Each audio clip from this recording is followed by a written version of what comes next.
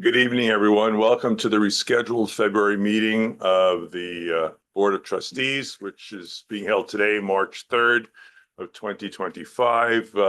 Elizabeth, would you call the roll, please? Yes, Mayor Citrin, Present. Deputy Mayor Lindsay, Present. Trustee Brooke, Present. Trustee Shara, Here. and Trustee Turner will note for the record is absent.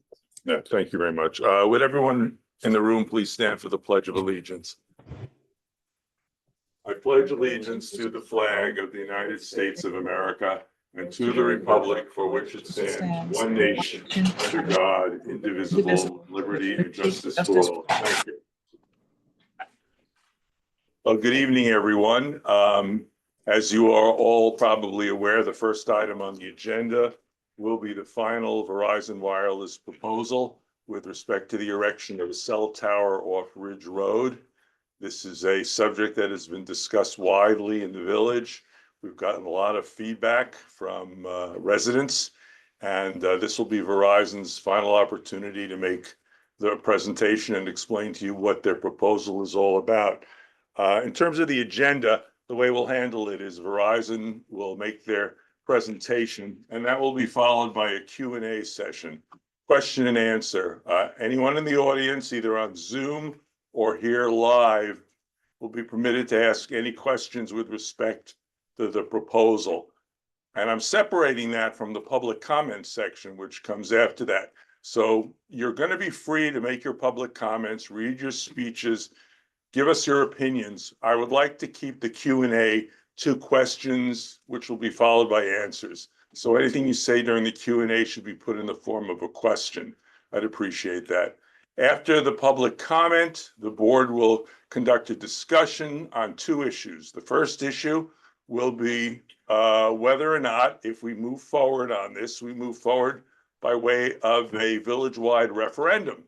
And for that purpose, if you have anything to say about the possibility of a village-wide referendum, please include that in your public comment, whether you're for it or against it and the reasons why you think it may be a good idea or maybe a bad idea. That'll be your opportunity to express your opinion, not only about the proposal, but as well as the possibility of a public referendum. If the board decides not to move forward with a public referendum, we will take a vote tonight with respect to whether we will or will not continue negotiations with Verizon Wireless with respect to the proposal to erect the cell tower on Ridge Road. From that point on, we will go to the regular meeting and have reports and address the other issues that are before us tonight, which are in the agenda. You can all read them yourself. So with that being said, I'll turn to Brian Sarchi, who's been the lead in terms of the Verizon Wireless proposal. He has control of the Zoom and he will make his presentation.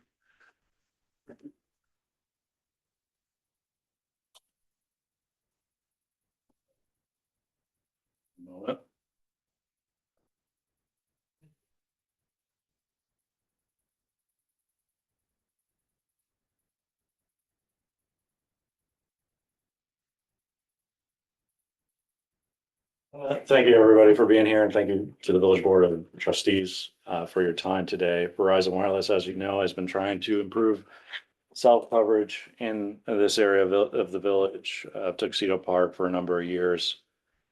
And with me today, I'm joined by the team that was here for our last presentation. Kathy Pomponio, she's on via Zoom. Brendan Hennessy, he's our RF design engineer. He's really the brains with respect to the network. And Scott Olson, he's the attorney. He's with Young Summer. He works exclusively for Verizon Wireless on a number of projects and can answer any legal questions related to leasing, zoning, and those types of likes. And I'm the site acquisition consultant. I try to find sites wherever it might be. However, a hard, challenging community, we try to find the best site for the coverage objectives to meet RF coverage objectives. So I just wanted to summarize. I mean, since our last meeting, we do feel very confidently that the site at 79 Ridge Road, the water tank property, is the best site. It's the least intrusive site to improve wireless coverage in the village of Tuxedo Park. The village impact, at least from our visual assessment, is benign and almost non-existent for most residents, as evidenced in the view shed maps that we provided. We did 2 balloon fly analyses and subsequent photo simulations. We did one during leaf off conditions as well as leaf on conditions earlier this summer. Another great thing about this proposal is it has the least environmental impact. I know there were other properties suggested to us from members of the community. We appreciate the input. However, all these other options, and they're really not viable from a number of different perspectives, but one is grade, environmental impact.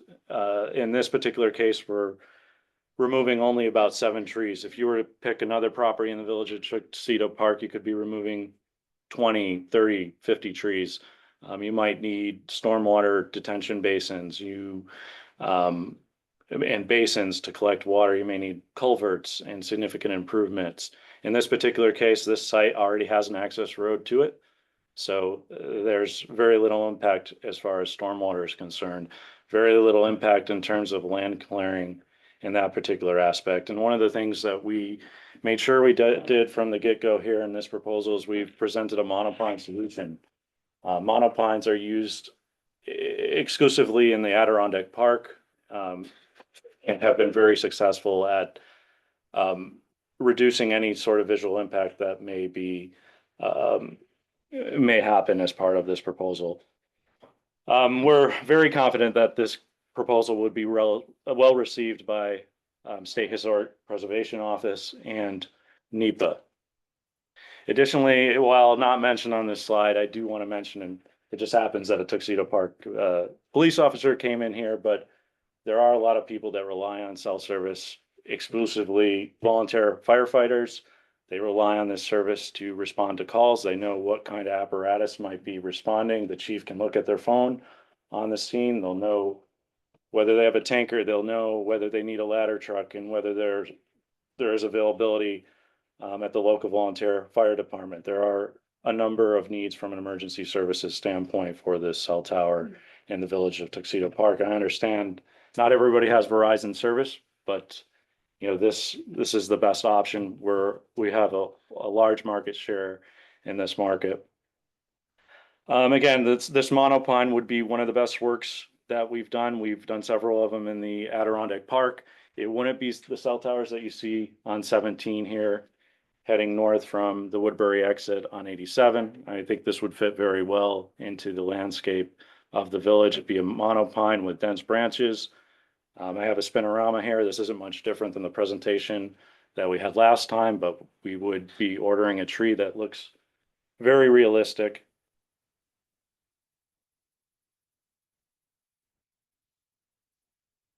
Again, this is a example site of an as-built photo in the Adirondack Park. This is Ashcraft Pond. There's the cell tower. I know where this is, but this is a monopine. Here's another photo of it with leaf off conditions. Another photo as well. What really makes this site work for a monopine is you have the terrain in the background. A lot of times you don't have that condition. Sometimes it might be a very open field where there may not be monopines around. And in this particular case, there is a foliage of existing pine trees in the area. That brings us to the viewshed maps. This is a computer-generated viewshed map. The red shows not visible due to topography. There's some little white areas marked here that show potentially visible due to topography, and the yellow is not visible due to vegetation. Obviously, we know that the village has a very nice tree canopy in the area, and that really does buffer any visual impacts associated with this proposal. And that brings us to the balloon fly and some of the site photos as part of those.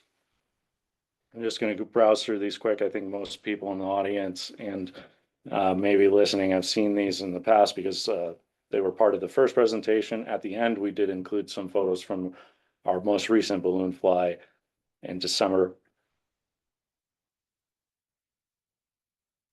Again, this is the balloon fly in the summer.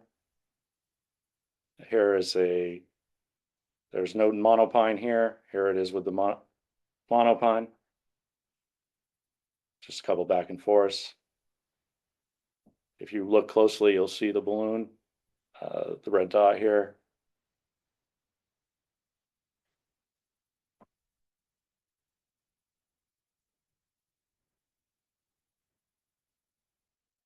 There's kind of can see it from that photo, but there's a red balloon where my cursor is pointed.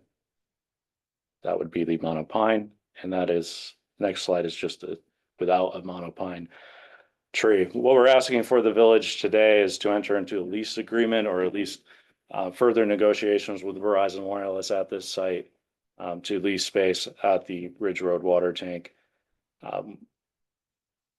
And here are some photos from our most recent balloon fly. These, apologize to the community. Unfortunately, we had some bad weather. I think we had a very dry fall, as we all know, and then unfortunately it rained. I think the first day we had scheduled the balloon fly in advance. We noticed all the residents, and those residents that wanted us to take a photo, our consultant Tectonic Engineering went out there and took a photo and did a simulation of what this proposal will look like. Again, these are leaf off conditions. This is from across the lake at 306 West Lake Road. Before, after.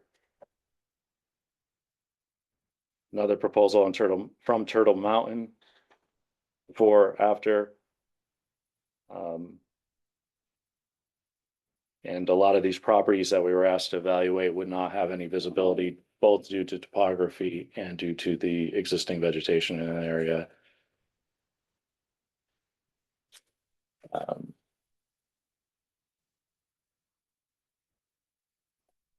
I'll hand it over to Brendan. Maybe if you just want to run through quickly with the predicted coverage. Sure. So these are going to be the same coverage slides that were shown previously.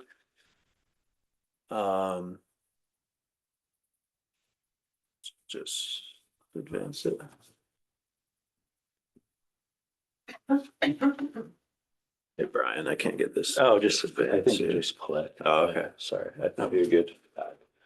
Okay. Yep. All right. Okay, so real quick, a explanation of the coverage tiers you're gonna see in the following plots. The dark green coverage typically serves dense urban areas as well as areas of substantial construction, so not really the areas we're concerned with here. Green typically serves suburban, single-family residential and light commercial. Yellow typically serves most rural, suburban, residential, and in-car. And then orange, rural highway coverage subject to variable conditions, which would include fading and seasonality gaps. So just to take you back through the proposed coverage of what this proposed site would give you. On the right here, you have both pictures are showing our low band coverage. So that's our 700 megahertz in this case. This is going to be the band that propagates further, provides stronger coverage, but is less savvy with data type applications. So not as much bandwidth, but penetrates a lot better. As you can see on the left, that is the existing coverage as it stands currently modeled by our software. And then on the right is what the low band coverage would be with the proposed site off of Ridge Road. Circled in the image on the right are a couple areas where we may need small cell fill-in. In addition to the macro, you can see there's still a couple of weak areas along Tuxedo Road near the entrance, and then as well near the lake that would be shadowed just due to the steep terrain there. This is what the midband coverage looks like currently versus proposed. So on the left, you have your current midband coverage. Pretty sparse to none in the park, and again, this is the band that's going to give you that your faster speeds, your streaming, etc. Type of applications. On the right would be the coverage with our proposed site. And again, those areas right below the site are again pointed out as possibly needing fill in. And that's again due to the steep terrain, how it drops down towards the lake. A couple of quick bullet points here. And so actually, let me go back real quick. So on the, see the pin along 87 where it says Tuxedo DT, that's a new site that is actually active now and is actually serving along 87 and near the guard booth area. I know myself, I noticed a big improvement along Tuxedo Road as you're coming into the park since that's been turned up. But as we predicted, the further you get into the park, the less that site provides help. Where is that on that?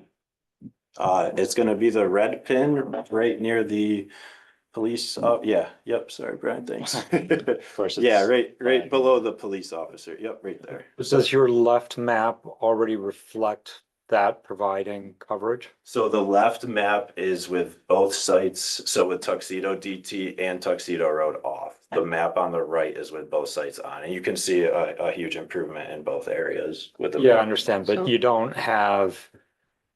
So, but the one Tuxedo DT is already in operation, is that correct? Correct. So what you don't show is existing conditions. So you're saying existing with Tuxedo DT Correct. on air, but the proposed site off air. Correct. I believe I do have those if we need them. I don't know if they're in this deck, but that's something that I believe I could show. Sorry, Brian Joseph. You would have to do drive tests though, right, on the Tuxedo DT to, No, I think they're just asking for the simulation. The Yeah, I'm just basic. looking for the simulation because you have, Actually, I think I have. you're saying you're showing existing conditions, but you're not actually showing existing conditions. Yeah, understood. yeah, okay. I see.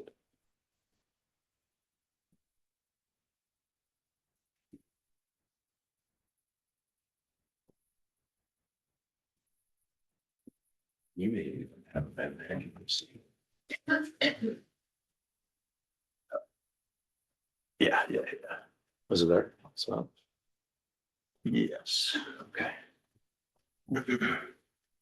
All right, so here's what you were asking for. So on the left is your, I'll say existing. What I mean by that is Tuxedo DT and Tuxedo Road off air. On the right is with Tuxedo DT on air, but Tuxedo Road is not active there. So you can see a huge improvement along 87 and in the downtown area, but not much past the Tuxedo Road area. You can see it does fill in with some yellow just past the guard booth as you go towards the lake. But again, after you get in towards the lake, it doesn't affect coverage around the park much, if at all. And that is, this is our 700 megahertz here. I believe I have the same plot for, yeah. So on the left is with no sites, and the right is with your downtown site on only, with the proposed site remaining off. I'm sorry, that's mid band. I'm sorry, what, can you show me low band again? Sure.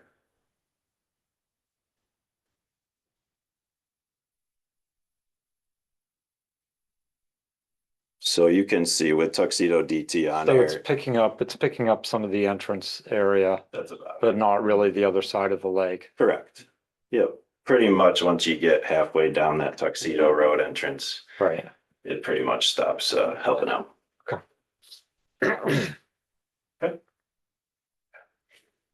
So there's the mid-band version. Again, you can see a marked improvement in the downtown area, but it doesn't really help the park much. And that's all I've got for the coverage.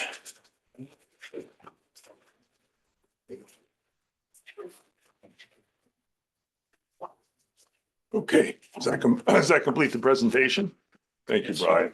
All right, we'll start with residents here in the room. Please raise your hand if you have questions to address to anyone from the Verizon team. And trustees ask as well. Certainly, but let's start with the residents, please. Mr. Pomp. I have AT&T as opposed to Verizon. I think a lot of people have other carriers. What is this? Does this help or is it irrelevant to me as an AT&T user? And will you have access for the other carriers if they pay you for it or whatever? How does that work?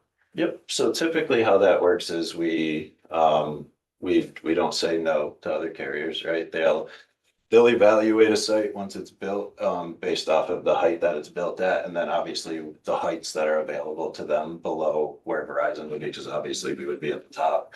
So the other carriers would oftentimes evaluate the available space on the tower and see if that height is gonna work for them or not, but it's really ultimately up to them whether they choose to co-locate on the tower. What is the height? You didn't mention that in your presentation. The antenna tips are at 99. I don't know with the tree what it brings us to It's overall. 105 feet with the cone of the tree to make it look like a pine. You have to shape it. Is there a possibility that because of technical reasons, if other people are interested in using that tower, that you would actually extend it and make it higher? Brian, I'll let you. So I don't know that we can comment on other carriers' networks needs. We don't have that data as Verizon Wireless, so we don't know that. That very well could be that they can work with a ACL of 85 feet. The positive thing about this proposal in terms of the height of this tower is this would be a lease directly with the Village of Tuxedo Park, and that lease could hold that height to that 105 feet that we presented. Whether other carriers can fit or not on that is, it's really up to their network.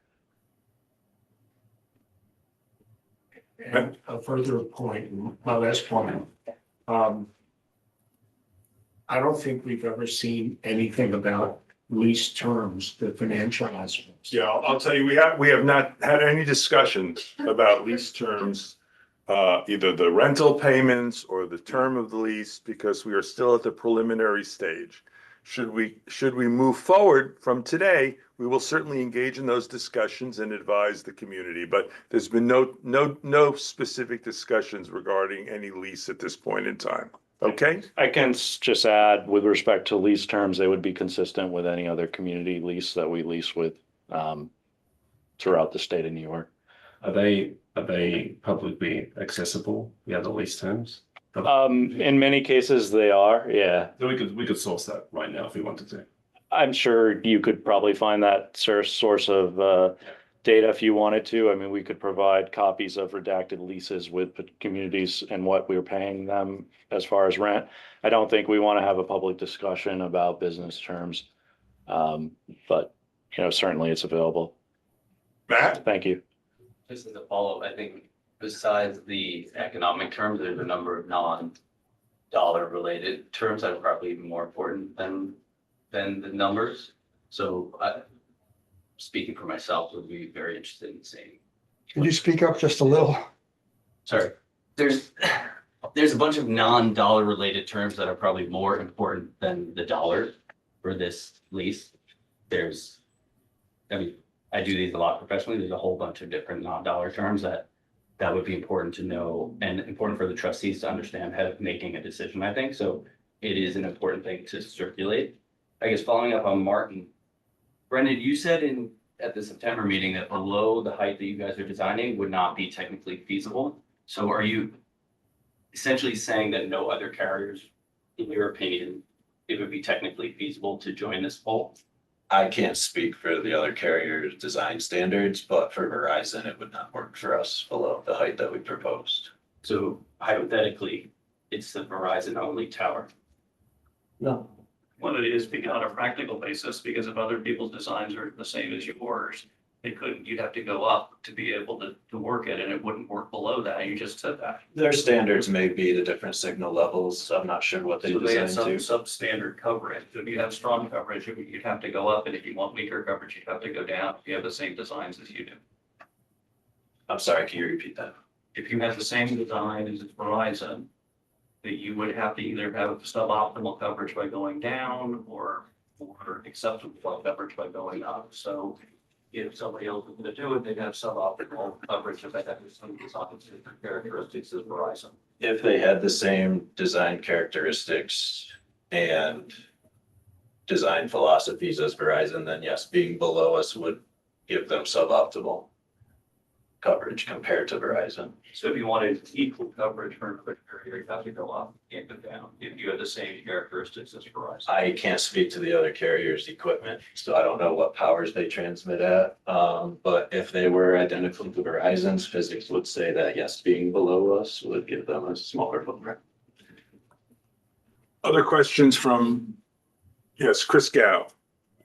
Are you building or proposing to build any cell towers within a 10-mile radius of Tuxedo Park? I would be happy to get you that information, but off the top of my head, I don't have that. Matt, another question? Just what other sites did you evaluate? That was one of the commitments you made in September. But we haven't heard, we've heard that you did evaluate other sites, but no, you haven't shared any information. Yeah, sure. I think Brian. Sure, I can expand on that a little bit. I mean, we did look at Eagle Mountain Road cul-de-sac. We had some conversations or suggestions from neighbors or many in the community. This particular area, unfortunately, is very close to an intermittent stream, which becomes environmental challenge, wetlands challenge. There's a stream right there. And the slope far exceeded 20%. I mean, typically when you're building a site, you want to have a slope that's less than 20%. As you all know, there's some very steep terrain in this area. So there's a lot of infeasible sites from a constructability standpoint. We looked at also Eagle Mountain off Westlake Road. The access road slope, again, on that location would exceed 20%. This would require significant land clearing and a stormwater management plan. And as I had mentioned in my presentation, unfortunately, that might mean a stormwater basin. The site becomes much bigger than the lease area that we're proposing at the Ridge Road property. Off Pawtucket Road, very long access road. There's no power or fiber readily available. That's another thing to keep into consideration. There needs to be utilities close by that reduces any sort of disturbance. Again, on this site, Pawtucket Road, that would far exceed necessary land disturbance versus Ridge Road. And from an RF perspective, I don't know if Brendan wants to comment on a few of these, but Pawtucket Road was far away from the coverage objectives where you'd significantly lose. Yeah, so specifically with the Pawtucket Road location, you're on the northern end of the lake and further back away from it. So we would lose coverage on the southern end of the lake. And the other issue that poses to us is that each site has multiple, what we call sectors on them. And that's what kind of controls how many users you can have on a site. So what I'm trying to say is each sector on a site has a certain capacity limit. Once the users reach that limit, then the site stops working and no one gets coverage or service. You have coverage, no service, it's congested. So with it being located so far up north of the lake, the way that the coverage works, a single sector would be asked to handle all the traffic for the lake. And that's not the situation we want to find ourselves in. Because if that sector becomes congested, then we need to add capacity. And usually how we add capacity is building more sites. And have you shared any of that analysis comparing your technology with other existing technologies? So I've signed up for the beta testing for the Starlink T-Mobile service. I'm hoping to have access to that, I think, for messages only for the first month, and then calls and data shortly after that. If that works, and I share my experiences with the board of trustees and everyone here, what's the argument for the cell tower? So I think the satellite-based type coverage is going to give you more of your voice and text applications. I don't see that being a reliable high-speed option. So the argument is reliability. If what it comes down to, if it works, it's speed. Yeah, I would say speed. Yeah, I would say reliability, you would have the upper hand, right? Because you'd have, better coverage, but speed. I don't know the specs on that technology, off the top of my head, but I can't imagine it being comparable to, what you could get from a terrestrial cell site. And how long is it gonna do? I mean, to permit, build, I think the last time you were here, it would take 2 to 3 years to permit, build and install. So we're something like 3 years away from having the service while technology is moving pretty rapidly on the satellite perspective. Is that accurate? I hope it doesn't take us that long. I would think realistically a year and a half, a year to a year and a half. There's a lot of opposition, so it's gonna take a little longer. Sure. Yeah, I mean, we'd like to be done with this in a year and a half and at least permitted, so. Sorry, were those the only 2 other sites you looked at? Oh, I'm going through a few more. Actually, I was speaking to the town of Tuxedo parcel off Pawtucket Road. There's also the Pawtucket Road water tank. That again requires a 1 mile plus access road with significant need for improvements. Additionally, we're not incredibly sure what, if any, the village controls on that particular. They certainly have an easement for the water tank, but additional investigation would have to go on. I think that's owned by a private owner in that particular area. Cane Mountain, Pawtucket Road, about 1.5 mile access road necessary. Nearest utilities were 1.5 miles. Again, I mean, huge undertaking to build a terrestrial cell tower. Village of Tuxedo Park DPW. There's also parks classification on the land, and that is in a low elevation, so that would not accomplish RF coverage objectives. That's about significantly lower than the previous ones I had mentioned. I think it's about 300 feet. It's at 505 feet ground elevation. We looked at Fox Hill near the racetrack, also to build an access road in that area that the slope would exceed 20%. The Verizon landline building, limited land area. And we also have, as some are aware, we've been looking at the Orange County 911 Viola Water Tower that's in the neighboring town of Tuxedo to the south. That site, from our perspective, is too far to accomplish the coverage objectives for the village specifically. Okay. Mike, you have a question? Sorry, just a quick follow-up. Is it fair to say that most of the other sites you looked at, you ruled out from a cost perspective? Not technically infeasible, it's just a matter of No. Can I just step in for a second? I'm Kathy Pomponi, I'm the project manager, and 20% is not a negotiable slope for our construction team. They will not construct a road with anything greater than a 20% slope. So some of them are technically infeasible, or maybe one. Just speak up so she can hear you. So one of the sites was technically infeasible, the others were a cost issue? I think it was more than one. And it's not just a cost issue, it's a safety issue.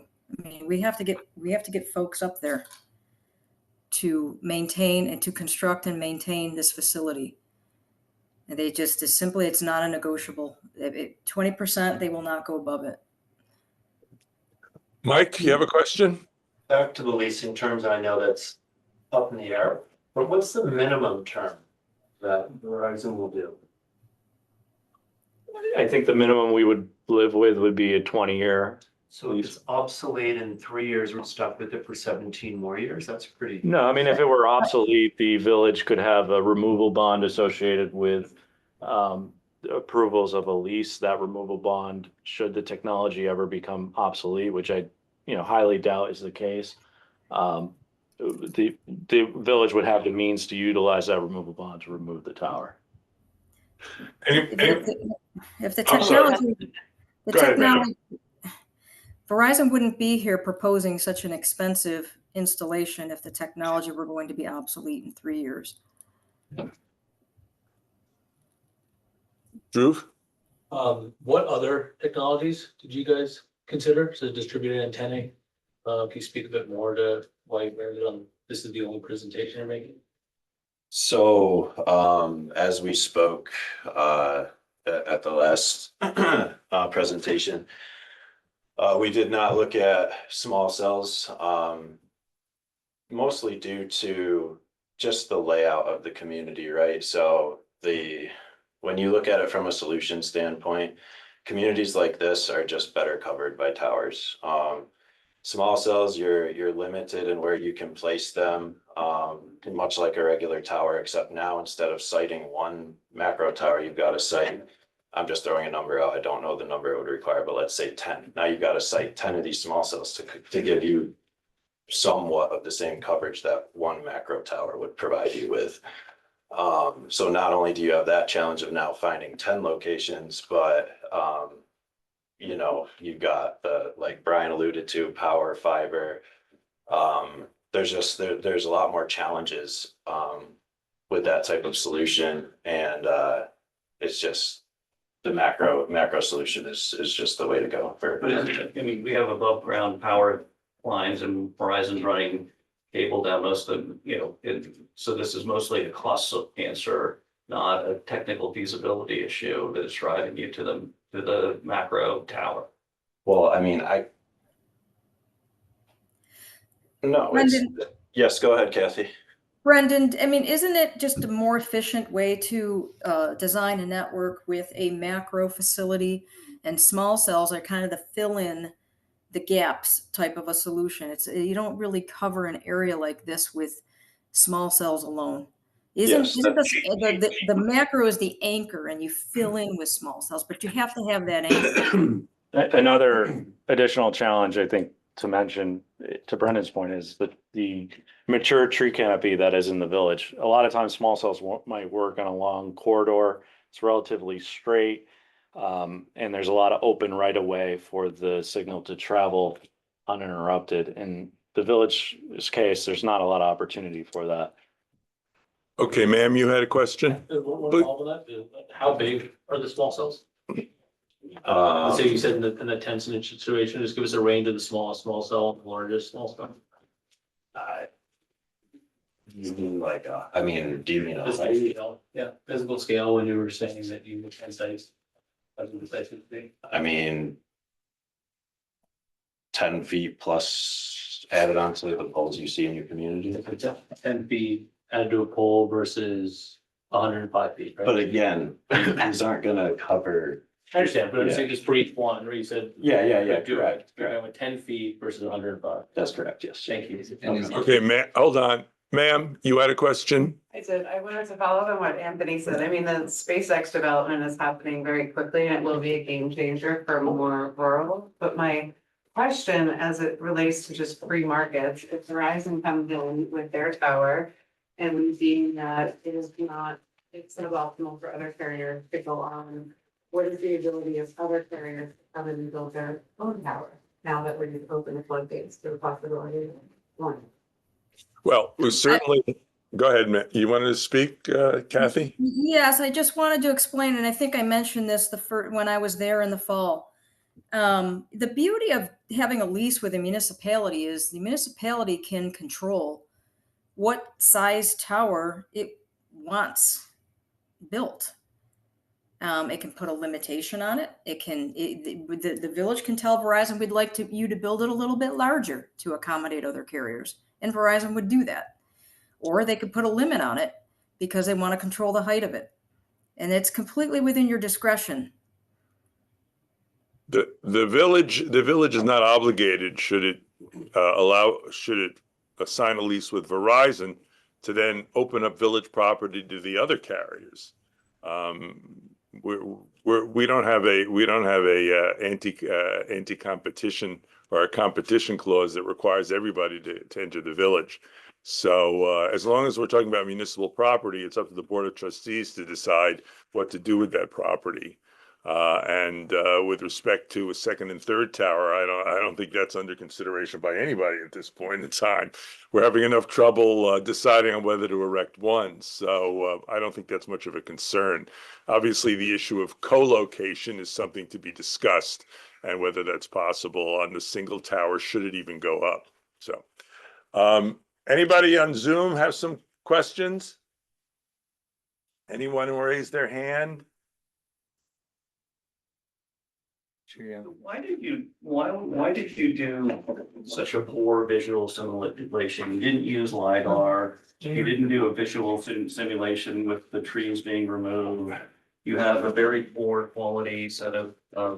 Listen, Mr. Mahan, I know you want to give a speech and you'll have every opportunity to give a speech. And that speech can be based on Mr. Jane's analysis, or it can be based on your own personal opinion. But I don't want to be here till 11 o'clock at night because we have a big agenda. You've had enough time to ask questions. You'll have time to speak and give a speech. We're moving on to the Zoom callers, and you can say whatever you want in public comment period. We're not going to have a back and forth on that. I'm just asking why they didn't do what they did. Well, that's your opinion based on your own expert. Mr. Ellinghaus. Yes, I'm in a plane about to take off, so I just wanted to watch in the question quickly. It sounded like Verizon didn't actually run the small cell site test the way they did feasibility or connectivity tests for the macro tower, right? Is it right that they didn't actually run those tests to give us something to compare against? Yeah, that's correct. We did not evaluate a small Why cell. not? Due to the factors that we just spoke about, without really entering into the search process, we don't know where we can locate the nodes. It's really hard. It's really hard to know where you can locate the nodes until you actually go forth with the project. So being able to put a design together and tell you how many nodes you need, it's all dependent where we can go, and we don't know where we can go. But what's confusing to me is it sounds like you tested out a couple of sites for macro towers. Why would it be so hard to give this community an option to test smaller sites, compare maps, and it's something that's less invasive, something that this community could potentially stand more behind, and just give us the opportunity to have an informed decision, side by side comparison, what the macro tower does versus what small sites do. Brendan, this is Scott Olson. If you don't mind me jumping in, go ahead. It's not my place, and it's a good question. Mr. Olson, just identify yourself. Sure, Scott Olson. I represent Verizon Wireless as outside counsel. I think the answer to that is, and if you're not very familiar with the technology, and Kathy can certainly tell me I'm wrong, I think the answer is Verizon Wireless would never build the small cells within the community because they're not effective, they're not efficient.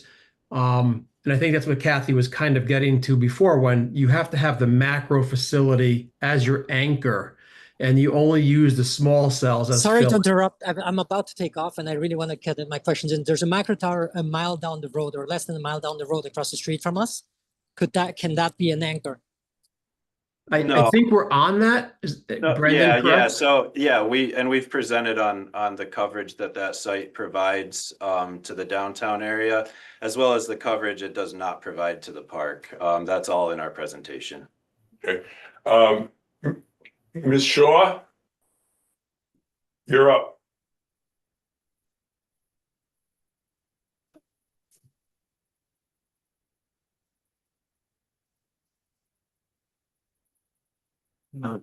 Julian had her hand raised as well. I just asked her to unmute, but. Looks like she's on mute. There we go. Yeah. Okay. Okay, sorry. Okay, so your presentation is only on visibility and promise coverage. I don't think the residents care about the visibility because we already have a huge antenna tower there. We've lived with it for decades. But I really think the concerns of the people in Tuxedo Park are on the health risks. And there is nothing in your presentation about the health risks that we are all aware of with 5G and all the other EMFs, the 4G and everything. So I just was curious why you didn't include anything about health risks. With respect to health risk, I can note that Verizon Wireless will be in compliance with all FCC regulations. The Federal Communication Commission regulates in terms of the emissions that RF can have. Those are the regulations we go by, and will be far far in compliant, it will be very much in compliance to those regulations. I think if, And I think, Brian, we did submit to the Board of Well, you Trustees some submitted, health yeah, the information. studies that obviously are very, very favorable to Verizon and all these. That's there are science. other Studies. It's based Yeah. on science. Tinka, excuse me, this is question and answer. You're free to give your speech about your disagreement with what Verizon produced and whether you agree or disagree with their studies. But we want to get through this, okay? So you asked your question, you got the answer. They're going to comply with FCC requirements. If that may not be sufficient in your opinion, I fully appreciate that and I respect your opinion, but this is not the time for you to give a speech about your health concerns. That's not why we're here. I wasn't giving a speech, and please, you are so rude at interrupting people. I'm sorry, because you don't like to hear what it is. Now, my other question is, if you I'd like have to move this along. That's what I'd like to do. if we Go ahead. if we have the antenna as an anchor, don't we have to add the small cells anyways? No, you can really just think of the macro site as providing, you know, most of the coverage, and then in this scenario, you would use small cells to fill in any lack of coverage provided by that macro, which we've determined to be 1 or 2 locations. So it's not guaranteed that this antenna is going to provide the huge coverage that you are proposing. As it is now, there are like 3 locations in the park, and we all know where they are. And we know that the cell doesn't work. So you're going to propose add this tower and then still add these small cells to cover those areas? Tinka, he's just talking about adding a couple of small cells, not an entire small cell array all the way up and down the streets of the village. Which we've laid out in the, right. We've laid this out in the presentation. Okay. All I right. understand that, but I just have another question then. I'm not understanding what the point is of adding a anchor antenna that is not going to provide coverage for the whole village, because we already don't have coverage for the whole village. So why? Go ahead, John. So Tinka, I think, as I understand it, you get basically your macro tower gives you 90 to 95% of the coverage that you're looking for. And there's going to be a couple of spots, which they showed on the map, that may require coverage. They won't know until after the macro tower goes up. But they look at the racetrack as one possible location. Maybe you don't need anything for the racetrack. We don't know. But right, so that to me is, I'm sorry to say, is a huge unknown, because as I see it right now, we have these little patches that we don't have service in. So why were we going to even put in a 5G if we're still not going to have service in these little patches? I would like to understand that. Thank you, Tinka. We appreciate your questions. No, and I'm asking a question because I would like to understand. And this is a Q&A with Verizon. Oh, boy. You're going to look so good. I'm sorry, Tinka. Okay. All right. Chuyen has her hand raised. Yeah, I'd like to drill down on the site plans that Verizon presented. You said earlier that you're going to take out 7 trees, but the existing access road is 10 feet. You propose to extend it to 20, and there will be many, many heavy and big equipment and trucks going up that access road in order to build the 70-foot times 30-foot platform. Don't you think you will be killing more than 7 trees? No, the existing access road will not need any improvements. What's shown that you're probably looking at is the easement for that access road. So we typically acquire a little bit more easement width, 20-foot wide.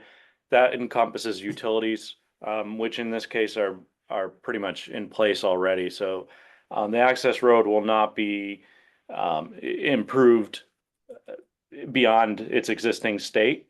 You know, obviously, if there was some necessary needs to improve the road, we may do so. As far as we are confident that we should not have to remove more than 7 trees. Yeah, I guess I'll stop here very quickly. What really concerns me is that those plans are stated clearly, they're not construction documents. And as you said yourself just now, if you have to do something else, you will. Because the plan also says is really the actual construction is at the discretion of Verizon, and by implication, without the need to consult or seek agreement with the village. So that Yeah. gives me a big red flag. Well, this is just at the leasing stage. And again, we don't feel that there will need to be any improvements to the road. We are basically clearing a 70-foot by 30-foot area. We did a tree survey that consisted of about 7 pine trees that would be removed. And as I mentioned earlier, any of the alternative sites, most of which were impracticable due to the grade, would require such significant clearing. You could be looking at 20, 30 trees at a minimum. And in addition to that, it would trigger stormwater design review. In this particular case, none of that would be necessary. Yeah, I guess it would have been nice if you had identified all the trees, the existing trees, and marked the trees that need to be removed, as we request of all the homeowners who are building in Tuxedo Park. Keep in mind that the first step here is to obtain a lease. The next step is to zone it. And with the zoning stage, we prepare a set of zoning drawings, which are more detailed than what we've provided now.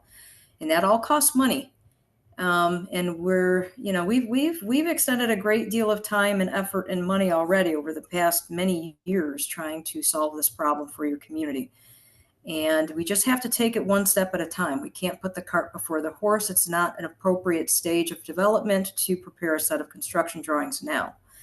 But all of that is considered during the next stages of the progression of this development. Well, Kathy, I guess that's like, to me, getting married first before you negotiate where to live and what to do for yourself and whether to have All children. right, thank you, Chu Yen, for the comments. Everyone has something to say. We understand. We got to move this along.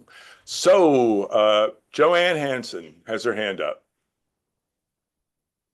As I understand it, T-Mobile currently has a direct to sell option. And I understand that Verizon is also considering and working on a direct to sell approach. So could you tell us if that's something that you are in fact developing, and how might that work for the village, where I understand each individual customer would access with their cell phones without the need for additional equipment? Sure. So I do know Verizon is working on it. That is about the extent of my knowledge for the direct to cell from satellite technology. Just speaking in general on satellite technology to cell phones, you're not, again, it's going to be, you're not going to get the heavy data usage out of that. And some other things you may want to consider are, we do live in the Northeast, so it's quite cloudy often, it's quite rainy, it's quite snowy at times. And I don't know if the data's in on the performance of that technology in those conditions. I don't ever see the direct to cell technology being a replacement for terrestrial cell towers. 2 reasons being the data, the data bottleneck basically. So again, you're not going to be able to do that streaming type heavy data usage applications. And then the other being just signal strength. These technologies, my understanding of these technologies is to give you that really rural coverage where safety is a concern. Not in buildings, not in houses, not in basements, right? So think of it like anywhere your GPS wouldn't work, that's probably not going to work either. Mandy, Ms. Dice. Oh, I'm so proud of you for pronouncing my name correctly. So it seems a little unkind to me that we're asking some of our neighbors to sacrifice some of the views in a park that they moved to, presumably for the nature, et cetera. And I was wondering if there was any compensation on the table if this project moves forward for those neighbors that would be most affected.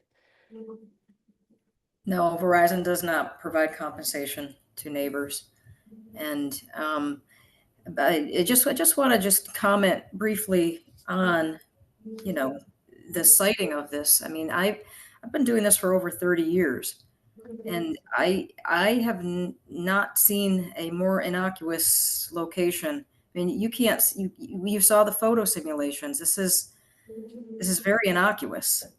I think I'm referring, so I had the privilege of walking the site with some neighbors that would be most affected, like directly next to the site. And so it's those neighbors that I'm thinking of now that would be affected. And I recognize that you are doing your best to provide a site that is the least obtrusive. But I'm wondering either with the village contract on the village's part or with Verizon, if that's negotiable or something that could be considered on moving forward with any proposal. Yeah, I don't, the issue of compensation to abutting neighbors is not on the table. And I don't think it's going to be on the table either from Verizon, as you heard from Ms. Pomponio, or from the village. It's not a consideration. But thank you for the question. All right, so that, no more hands being said, appearing on Zoom. Now is the time for public comment. And because I'm sure lots of people have something to say, I'm going to limit you to 3 minutes and I'm going to cut you off. Okay, I'm sorry, but we can't be here till midnight. We will go as long as we can on this. So please try to keep your comments within 3 minutes. I've got a stopwatch on my iPhone. And let's start with people in the room. Mr. Bruno, please stand at the lectern and tell us what you'd like to tell us. Happy to hear that a referendum is a consideration, and I hope it's something we do. I think it'd be the nicest way to resolve this. Oh, thank you very much. Okay. Sweet. Anyone else in the room have public comment they want to make on this subject or any other subject? Go ahead, Drew. Drew saying, just want on record saying that I'm opposed to building this tower for a number of reasons. We're covering the questions, which should be stated very quickly. Prospective health concerns, especially for those that are adjacent or whose homes are located close to them, including my home, which is located next to prospective small cell site. Rapidly evolving technologies, which can make cell service available to all of us for $15 a month. Look, no one's watching Netflix while driving on Tuxedo Road. Bandwidth is really not a material concern to anybody here. It's about coverage and access, and their solutions that will be readily available. Third and foremost, not foremost, but the third for consideration is that while the current presentation made today had some substantive content, the reality was that, in my view, it seemed heavily skewed and favorable and on Verizon's terms and convenient to Verizon's, as demonstrated by even coverage maps, which were stated to be showing existing conditions, but they weren't showing existing conditions and other several omissions. So that's my view. Thank you. Okay. Anyone else in the room have a public comment statement they want to make? Mr. Mahan. Thank you for letting us speak. So first of all, I'd like to say that there's an updated version of the petition was delivered to the trustees. 210 members of the village have come out and signed a petition saying this is not the right answer for Tuxedo Park. While we do support cell service, this isn't, whether it's out cells, there's other better answers for the coverage.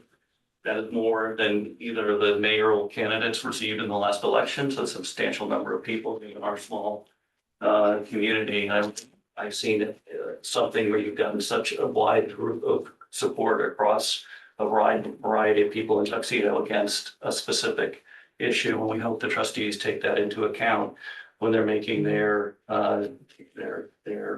decision. I would also, comment that, you have a lot of comments. None of them seem to be favorable for the tower here with Verizon. and that this has become an incredibly divisive issue within the community and with a group of people that I think did not want to, or campaigned on not creating divisive issues within the community. We also submitted an analysis of the visuals, work that was done by Verizon by an individual who's worked extensively with Tuxedo Park and done analysis for the village and helped design design the ridgeline laws and the visual simulation that would be required from the ridgeline laws, who stated that this information found in the material from Verizon is likely to understate the project's impact on the village's visual resources and should not be used by the village or the public in their understanding of the impact on our visual resources. And that is not my opinion, that's the opinion of an expert who has been used consistently by Tuxedo Park. So I think there's been an active work by Verizon to understate the visual impact and obfuscate what this would look like when it was put up. I think Matt shared with you a picture of one that's going up in Warwick, and that certainly does not look like something that should be going up in Tuxedo Park at the current point in time. Finally, on the health risks, and there's a number of families with either middle age or younger children who live right around that area. There are various health studies that have been shared. One was shared with the board today, provided by one of our neighbors who has a public health degrees from Yale and works here, that show that is pretty inconclusive. That 5G is not tested widely and has had some pretty negative impacts and certainly have on people who live nearby, and to subject younger children to 5G and the higher radiation, which is relatively untested, I think is irresponsible. To a certain extent, asking for Verizon's opinion on that is about like asking a tobacco company in the 1960s about whether cigarettes are good for you or not. Okay, thank you, Mr. Mahan. That covers more than 3 minutes. Appreciate it. Anyone else from the room? Mr. Tenari. Matthew Tenari, 94 Pineville. I think everyone knows mine and my opinion on this. I won't belabor it, but the one thing that we didn't really touch on, and there's no real good way to know, is the negative impact on property values for those adjacent to the proposed tower. My property specifically is impacted because we do have subdividable lots that no plans to divide and sell, but that is an option for us in the future. And being 56 feet from the property line will pretty meaningfully impact some of our subdividable lots, which would be compliant with all the Tuxedo laws and codes. So echo what everyone else said, health, not the right solution, technological advances way outpacing the land-based solution. And just wanted to add the property value impact. And Thank you, Mr. Tenari. This process has been very stressful for, the group on the phone, and just want to hope that you all take that into consideration. Thank you. Okay, anybody else in the room? Please state your name and address. Kimberly Corrigan, 18 Patterson Brook. Not to repeat what everybody said, but there are health concerns in asking Verizon to offer. It's like the fox guarding the hen house. So I don't really think that that's helpful for us.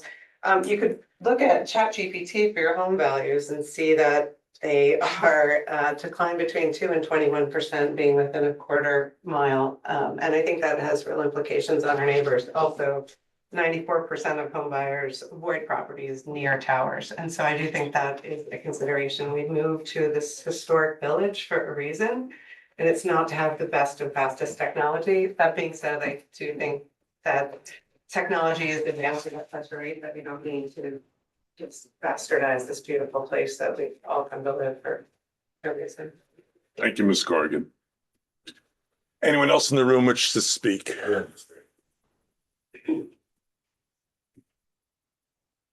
Hello, Anthony Nelson, 117 South Hill Road. I just wanted to encourage the community, as many people as possible, to sign up to the Starlink service.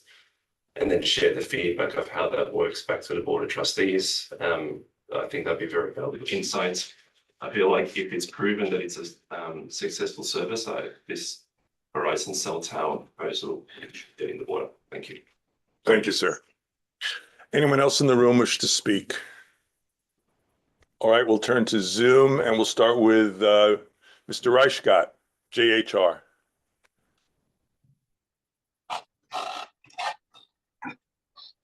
I feel like I've cut the line, but okay. I don't want to talk about cell towers. What I want to talk about is CSLAP. CSLAP is an acronym. It stands for Community Lake Assessment Program. And basically it's a water monitoring. Mr. Reichgott, we're going to have public comment for all the other subjects, any other subjects you want to discuss. But right now, we're limiting that. You probably didn't hear it because you weren't on. We're limiting public comment to the Verizon proposal and a possible referendum. So I'd be happy to call on you for the next session of public comment after we're finished discussing Verizon. Never mind. It's okay. I think Tinka has her hand up. I see Claudio Guizzoni has his hand up. Thank you, Mayor. Can you hear me? Yes, we can. Good evening, everyone. First and foremost, I want to take a moment to sincerely thank the Board of Trustees for all the hard work and dedication that went into this project. I know these things don't happen overnight, and we all appreciate the time and effort you put into making Tuxedo Park the best place it can be. Now, for those of you who do not know me, you probably know that I'm a bit of a tech enthusiast. I love technology in all forms, but tonight I'm standing before you not just as a techie, but as a representative of the Office of the Public Advocate of Tuxedo Park.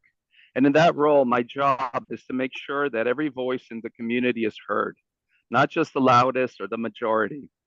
It's important. All right, well, you froze, Claudio, so we're gonna have to move on unless you all right, next we have Ms. Hempel. All right, sorry. We'll get back to you, Claudio. I'll give you another chance. A number of people earlier talked about satellites, so I just want to sort of fill in a few details that I found. First of all, Verizon is actually launching a direct-to-cell service as of observing. Is there any way we can mute Claudio? We'll go back to him. The Office of the Public I can wait. Yeah. That's all right, Gian. He broke up, so we'll bring him back. Okay, my 3 minutes starts again. People in the audience talked about satellites, so I'd like to just fill in a few details. First of all, Verizon is actually launching their own direct-to-cell service as of January with a company called AST Space Mobile. By all accounts on the media, they seem to be a little bit behind T-Mobile and their Starlink partner, which announced at the Super Bowl on February 9, the direct-to-cell service, a nationwide launch. The service is currently being beta tested with full launch and full utility expected around July this year. This new cellular offering starts with text and will be followed by voice and data and maybe Internet of Things later. It can run on iPhone 14 and up and Samsung Galaxy S24 and above models. Satellite-based connections will automatically kick in where there's no cell tower coverage and when the phone is held under a view of the sky. No other equipment is necessary besides a T-Mobile plan. The technology media is calling satellites the new cell towers in space. The speed of its deployment is actually quite remarkable. For example, in 2019, Starlink launched its first 60 communication satellites. By this year, it has 7,000 satellites in orbit, including some 460 satellites specially configured with direct-to-cell capabilities. Now, compare this to the cell tower, which may take, say, 1 to 3 years for permitting and installation. Where do you think direct-to-cell service will be in that time from Verizon, from T-Mobile, and from AT&T. I note earlier that the Verizon team here said that they are not expert in other carriers' technology. I don't think you guys are actually experts in the satellite field, so I don't know how comfortable you would be in actually commenting on the efficacy of satellites, which, by the way, in Tuxedo Park, everyone has Optimum. So we do get internet service and phone in our basement. So I guess that's all I have to say. It's technology. We are at the cusp of a major technology shift. A cell tower is obsolete. Okay, thank you, Ms. Hempel. Ms. Mahan. Hi, my name is Piper Mahan, and this is my sister Marga. Our dad has been talking about the cell tower for over a year. He is a very busy person and has devoted an enormous amount of time to this. So if he thinks it is this important, we figured we should pay attention too. We do not yet have cell phones, but when we do, we would want excellent service too. However, it's hard to imagine how the need for good reception would overpower the aesthetic and health concerns associated with having a 10-foot tower looming over our home. We have been studying government in school, and given that 210 people in a small community have signed a petition against the cell tower, it's really disappointing that this community is still choosing to have a second meeting about this issue. I don't want to go to sleep at night worrying about the risk of radiation to this hideous monstrosity looming above my house. Thank you for listening, and please vote no for the cell tower.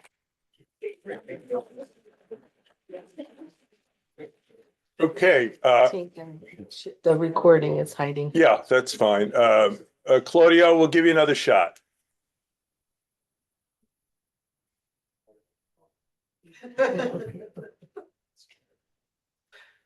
We can't hear you. You're on mute. Right. Okay. I am thinking about all types of light pollution, and I think we need to think carefully about all forms of light, including microwaves. Just like excessive lighting, these waves can trespass onto neighbors' properties in ways that may impact not only their property values, but also potentially the health and well-being of their families living nearby. The value of the real estate of the neighbors would be impacted just as if bright lights were put up right next to them, a change that will be disruptive, unfair, and hard to ignore. I am here today to ensure that we find a solution that respects everyone in this community, not just the majority. So tonight I'm asking the Board of Trustees to vote against this project. It simply isn't fair to allow a small group of homeowners to bear the burden of such a significant impact on their property values, their peace of mind, and possibly their health. And those of you who are eager for improved cellular service, let's all work together to find a fair and balanced solution. I encourage you to take the lead, do some of the heavy lifting, do the research, and bring forward a proposal that benefits everyone, not just those people who live farthest from the cell tower. Thank you all so much for your time and for being wonderful, engaged community that makes Tuxedo Park such a special place. I truly appreciate you all. All right. Thank you, Mr. Guazzoni. Ms. Shaw. Yes, I have 4 questions to the Board of Trustees regarding this tower.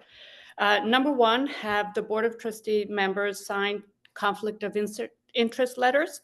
Number 2, have Board of Trustee members done any research on harms to health from 5G and all other EMFs? Number 3, has the BOT requested proposals from other providers? And if not, wouldn't this open us up for lawsuits from other providers that we didn't open it up for them? And number 4, we as a village don't have legislation for cell towers like the town of Tuxedo does. Is the BOT prepared to move ahead with Verizon without having any legislation? Thank you. Thank you. Anybody else? Jody. Just want to make sure nobody's on that screen. Yeah, we'll just search the Zoom, see if there's anybody else. Jody Wolf. Oh, I'm sorry. Yeah, Ms. Wolf, sure. Oh, good evening. Thank you. I must say I agree with so many things, so many of the points that our neighbors have made. I would like to just read into the record a little bit of the letter I sent last week, I think on Friday, to you, Mayor, and the board. First, thanking you for taking up this challenge. But I think we've all heard so many of our neighbors taking the time to come in person and voice very important concerns about this proposal. I think they are substantial and they raise troubling questions, including the disturbing proximity of the tower to several family homes, the potential negative impact on health, especially for children, other safety issues, potential damage to the environment, threats to our beautiful natural habitat, our property values. All things considered, I really believe and hope in the best interests of our neighbors' peace of mind, and in keeping with the board's clear commitment to diligence. I hope we can agree that the next best steps for the board and the village table the Verizon proposal in order to evaluate promising alternate solutions. And wouldn't it be wonderful if we really could improve cellular service with new state-of-the-art technology? I think we all deserve the opportunity to find out. Thank you very much. Thank you, Ms. Wolf. Susan's iPhone. Thank you. This is Susan Burke O'Neill from 212 Continental.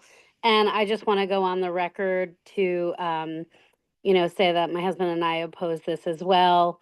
I won't go through the letter that I did submit to the Board of Trustees, but it really just echoes so many of the concerns already voiced by the residents and underscores the scientific data that, talks about the significant potential health risks associated with wireless technologies. And Verizon specifically said that they would stay within the confines of FCC regulations.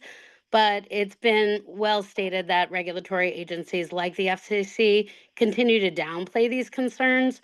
So considering the proposed tower's proximity to the population, again, I oppose it. I just want to read 2 points from my letter, which just says that the findings in a scientific study that I submitted to you show a sample of some serious concerns. One of them is, of today's 36 fastest growing chronic diseases, 23 were predicted by a Navy study, the one that I submitted, highlighting a potential correlation with wireless radiation exposure. And wireless radiation triggers the production of, I will probably not say this right, peroxynitrite, a molecule linked to all chronic diseases. And so that just is something that I wanted to bring to light, that more research is, is involved with making our decision. Thank you, ma'am. Ms. Theis, sorry. Oh, you were caught it the so first time. close. You got it the first time. I just wanted to express my support for a public referendum. I don't feel comfortable asking our neighbors to put a cell tower in their backyard without an overwhelming amount of support for that. So I just wanted to express my desire for a public referendum. So much. Anybody else on Zoom? Could you make sure? We don't want to leave anybody out. No. Okay, hearing no one else, public comment is closed. And now it's up to the trustees. Any of the trustees have questions for our guests from Verizon Wireless? No questions. No questions? Okay, fine. Then let's move on to the next item, which is, as was mentioned by Ms. Theis, and I talked about it, a possibility of a referendum to resolve this issue to some extent. I'm willing to listen to what the trustees have to say. Have any of you had a chance to think about? I have. I'm happy to share my thoughts, but Please do, John. okay. So, I think a couple of people who are clearly not in support of the cell tower have voiced support for a referendum. I actually think that would be a mistake. I think you're making an assumption that you know, you're going to win that referendum. And my real fear is it's our duty here to make hard decisions and not just put them out into the community. Candidly, you're all very informed. People on the phone are informed. I know a lot of the people that signed that referendum probably less informed. And then there's a whole population out there that is even less informed. And I think it's our job, candidly, to make hard decisions. So with respect to the referendum, you talk about division in the community. I think that that could make division worse. And as a result, I'm not supportive of it. Deputy Mayor? Yeah, Josh, you bring up a good point that we would have to live with the result of the referendum. Yeah. And Brexit. so I think that, you know, the board has been doing their due diligence, and I thank all the people who have recognized all the work we are doing on this and the consideration we give to each and every comment and email, medical research that has been sent to us to read. And so we're very appreciative of all the information that we have been provided that will help us make a good decision here. So I think that's enough. I think that, you know, the community's been engaged, the board's been engaged. We've just been, you know, not obviously making our opinions known one way or the other until tonight, because that's the way it's supposed to go. And so I think I agree with Josh that we don't need the referendum. I think we've done enough work and we've heard from enough people. Trustee Brooke? I'm against the referendum completely. I think in point of fact, this is an interesting debate that we've had. There's enormous support for better cell phone coverage. But the undercurrent of that debate is we don't like this because there's an aesthetic issue. There's a safety and health issue. There's a real estate issue. There's a technology issue. You know, I've spent a good time looking at stuff like the health issue because that's the one that I think is most critical. And, you know, we received a very significant letter, which I spent a good deal of time going through, formulated a response, and it talked about the U.S. Naval Medical Research Institute review that talked about 2,311 separate papers. You know, I went through all this stuff. It's a 50-year-old study. I remember when cell phones came out, everyone I talked to was worried that if you talk on a cell phone, it's going to give you brain cancer. So the answer is that I've looked at the issues. I think a referendum is the wrong thing to do. It is a decision of the trustees. The most interesting comment I got tonight was that we're getting the first step done here. And if in the event we feel that this is not something that we should do, we have the ability to create a bond for reversal of the decision. So who knows how long it takes for technology advantages? Who knows how long it takes? We have a situation where, speaking as a trustee, we have made requests of a number of cell providers, and most did not choose to go forward. This is not a high value project for the people putting it in. And we do have fire ambulance needs that are handled by better cell phone coverage. So I think it's our responsibility, not that of a referendum. And by the way, a referendum, we don't have to abide by the referendum, right? People elect us for our judgment, and we can go out and ask more judgment, but it's not a democratic process. We live in a republic. People who are elected for their judgment on the issues. So I think we move forward without a referendum. Okay. Thank you for your opinions. I just want to make one comment, not specifically the referendum. I ran for mayor 2 years ago in 2023, and I made various promises to the people. one of the promises I made, and I'm reading from the one card that I sent out as part of the campaign, was to finally provide reliable cell service covering the entirety of Tuxedo Park. Before I became mayor, attempts were made in 2023 and 2022 and earlier. Various committees tried to put something together, and they were never able to put anything forward to the public for the public's consideration.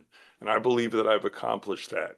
I hear what you have to say. I heard what everybody had to say, and I fully appreciate your opinions on this. But from my perspective, in bringing this forward, without cost to the village, I believe I fulfilled that campaign promise, whether you agree or not. So I'm proud of that particular accomplishment. So let's move on to the resolution. This is be it resolved that the Board of Trustees will continue negotiations with Verizon Wireless for a cell tower to be constructed on village property off Ridge Road. I will make that motion. Do I have a second? I'll second. Second by the Deputy Mayor. Any additional discussion by the trustees about this motion? Well, just for point of discussion, I do want to thank everybody. There was the committee back in 2022 that did some work, really reached out, as you mentioned. And I would thank Verizon for exploring options and really putting a lot of time and effort into your presentations and analysis. I, of course, appreciate all the letters, the research that we've read, and there are the 4 points that Paul mentioned: the visual, the property values, the medical, and the technology. And I think I come down on the technology as the most compelling reason to table this discussion and wait for advances in technology. Trustee Scherer?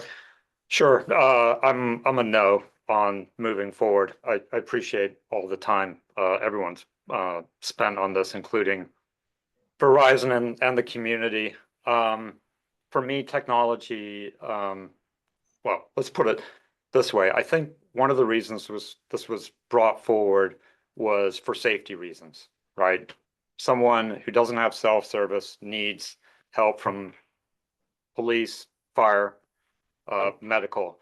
The reality is the technology now, and some people have mentioned Starlink being tied to T-Mobile and all the rest. The reality is you can go online now and buy your own Starlink satellite and create your own service. So it's actually a step beyond that. The technology really has developed to a point where if that is a real concern, it is something that you as an individual can address. You don't even need to wait for T-Mobile or Verizon or whatever other carriers are out there. So listen, this has unfortunately been somewhat divisive. To be honest, I don't know how divisive it has been because I haven't seen a lot of people on the other side of the debate. It's got people very focused. And, you know, Mayor Citron, I appreciate what you said. You made a campaign promise. You fulfilled that campaign promise. We've had the conversation. I think we can put this to bed once and for all. Thank you. I'm sorry, you're voting against I am, yeah. moving forward? I am, yes. Trustee Brooke? Well, you know, you can go out and buy a custom Iridium phone. You've been able to do it for years. $2,000 a month, whatever it is. We're not going to fish our ambulance and stuff. I think not providing cell service to the village in the hope that a technology will emerge in 2 or 3 years is highly irresponsible, especially when you can put up a bond where if technology becomes viable, we can take it down, right? The fact that we can, if we make a mistake, reverse it, can be covered by a bond. And in the interim, we're providing a service to the community that everybody supports. Right? So I would suggest that you you know, I'm a little bit surprised. So you're against it? Michelle, you're against it? Mayor? I'm ready to call the roll on this, if there are no other comments. The question is, are you against it I'm or happy to for it? respond. I mean, this is, I think it's a helpful conversation to have, Paul. I think my view is, you say it's irresponsible. My question is, in what circumstances is it irresponsible? You mentioned Iridium phones. I'm not sure anyone uses those anymore. But you know, the reality is we have a technology in place today, right? Where if you need to make an emergency call with your phone, okay, you are able to do that regardless of which carrier you're on. Okay, and if you're in a home where you have legitimate concerns about someone's health and safety, you are able to go online right now for a small sum of money, buy a satellite, okay, from Starlink that will give you service 24/7. And, you know, we talked about earlier, you know, speeds. This is not a speed issue. I think, you know, Dhruv mentioned it. We're not here to, you know, drive around the park, you know, streaming Netflix movies. That's not what we're trying to do. This is in my mind, a safety issue. And we have all the technologies we need, in my view, currently today, without a monopole, to satisfy those safety issues. You know, I took the time to write a detailed letter to the trustees looking at the health issues. I'm not talking about from radiation, Paul. I'm talking about if someone needs, I'm not talking, there's two sets of health issues, right? There's no point in talking. You basically said you're against it, you're against it. You're not saying what your opinion is. I'm gonna vote. Okay. All right, so, Madam Clerk, please call, unless there's anything else to say, please call the roll. Okay, Deputy Mayor Lindsay, Nay. Trustee Shara, Against. Trustee Brooke, For. and Mayor Citron. No. The motion fails 3-1. The issue is decided. Ladies and gentlemen, specifically Ms. Nelson, we heard you. You spoke at the last conference and said, listen to us. We never heard you. We weren't listening to you. From my perspective, we are listening to you, and we heard what you and everyone else in this community had to say. And we appreciate the amount of time and effort and money, Mr. Mahan, that you put into this process. And we look forward to hearing from you with respect to improving cell service, because so many people here stood up and said, I'm in favor of improved cell service, but. So let's fill in the but with another solution that works for everybody and keeps everybody happy. Thank you all.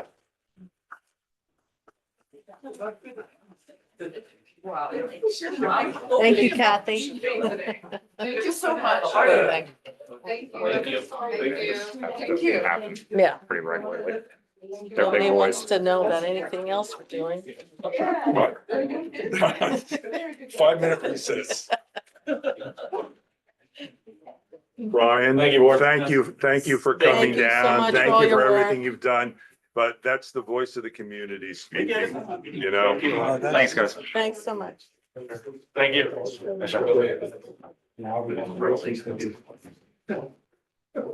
Is there really nothing else on the agenda that people want to talk about? Okay. Moving on. In the next item, we'll actually start the regular meeting. So, mayor's comments, I made my comments on the issue of the day.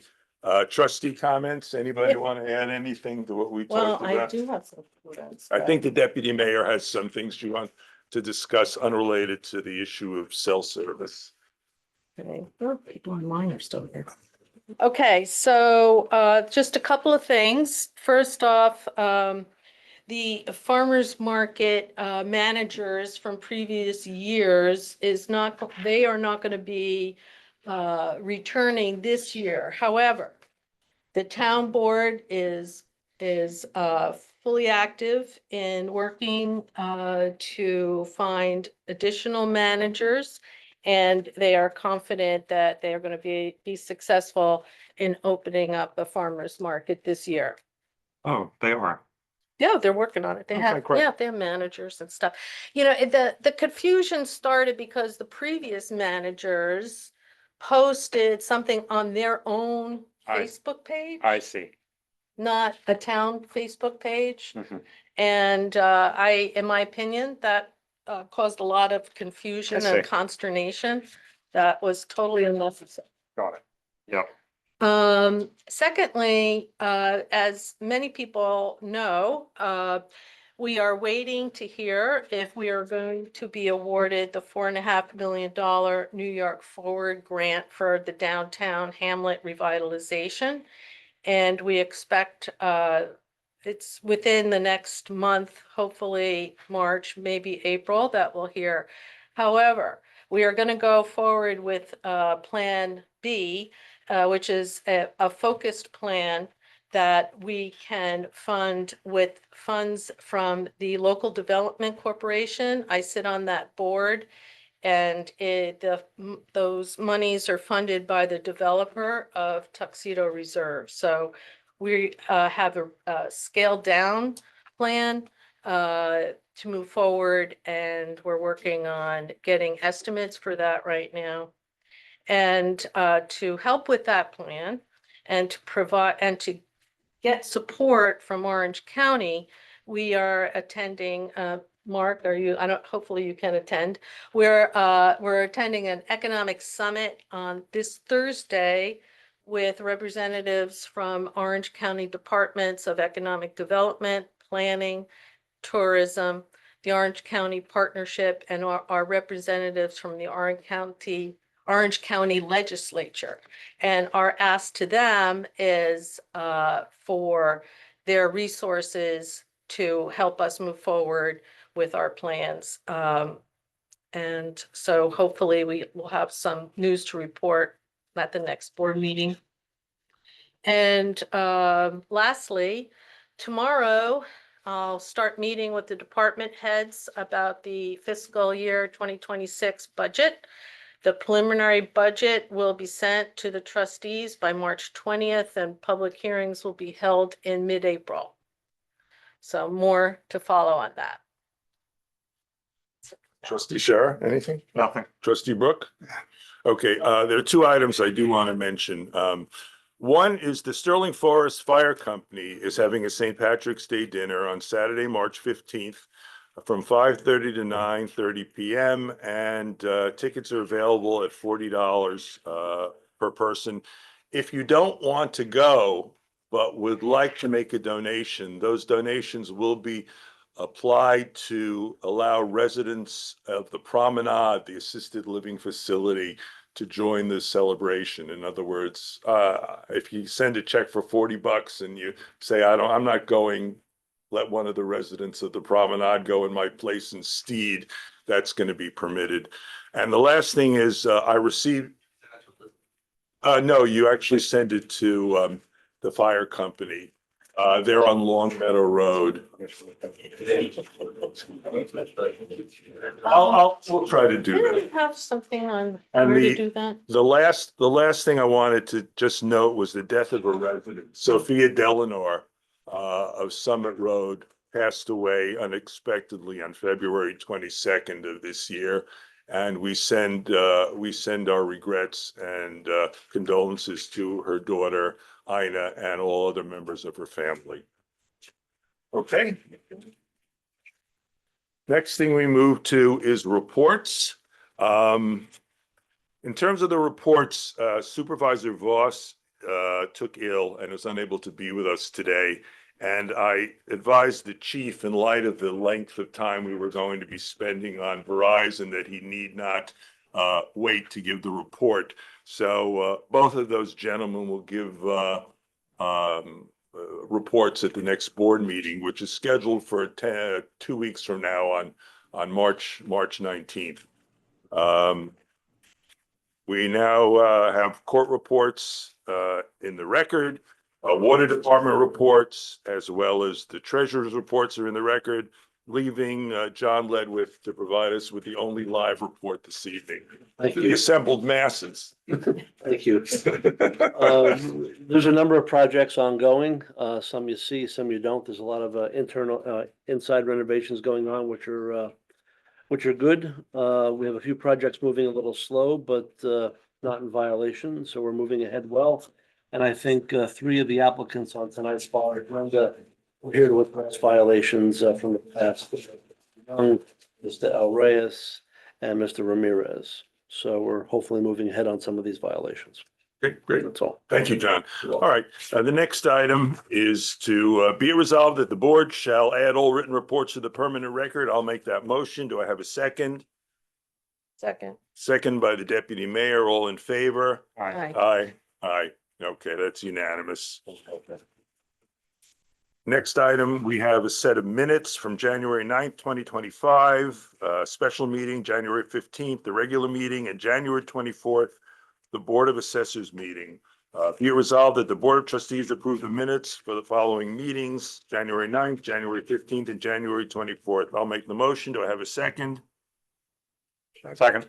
Second by trustee Brooke. All in favor? Aye. Okay. All right. Now we get on to old business. Discussion and approval of capital projects bond resolution. I'll turn to the deputy mayor for some comments on that. Okay. Thank you. So we had a presentation back in January for the projects that the Capital Planning Committee had identified as projects which we should issue bonds for. This is not to say there aren't other capital projects that the committee is considering, but these are the projects that we want to issue bonds for. And so there are 4 separate bond resolutions, and I'll just go through them quickly. $350,000 for repairs to the retaining wall on Summit Road. A max maturity of these bonds, once we do bond them, will be 15 years. $250,000 for Pond 3 bridge and dam work, maturity of 20 years. $650,000 for sewer infrastructure, maturity of 40 years. This max maturity, we could issue less if we want. $4.5 million for water main replacements in the village and town, max maturity of 40 years. And these amounts are nice and round because they're up to amounts and anticipated for each project. And we may not issue bonds at the maximum amount. So we will be issuing bond anticipation notes this year for the amount of funding that will be required in the first year. We can reissue these bonds up to 5 years before we need to issue the long-term bonds.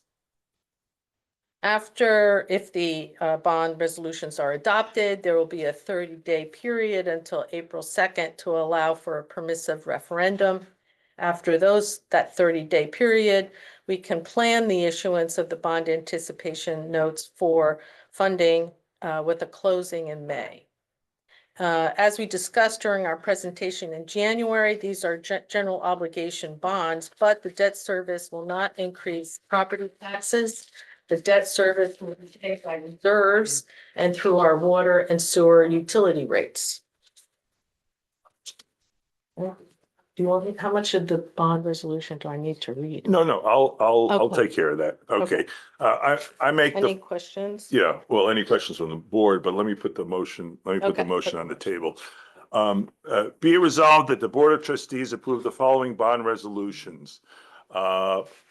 Number 1, bond resolution dated March 3rd, 2025, authorizing the issuance of up to $350,000 aggregate principal amount serial bonds of the Village of Tuxedo Park, County of Orange, State of New York, pursuant to the local finance law to finance the costs of the acquisition, construction, and reconstruction of improvements to Summit Road retaining wall.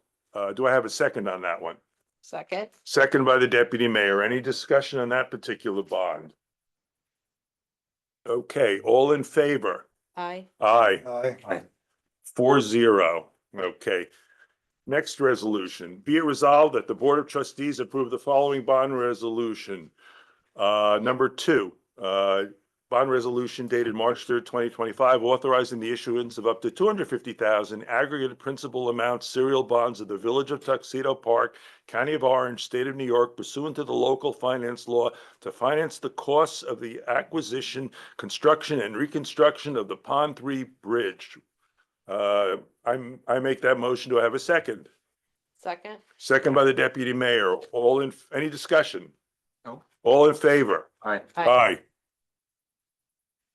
Trustee Brooke? Yeah, aye. Aye. Okay, that one's 4-0. Passes. Next motion, be it resolved that the Board of Trustees approve the following bond resolution.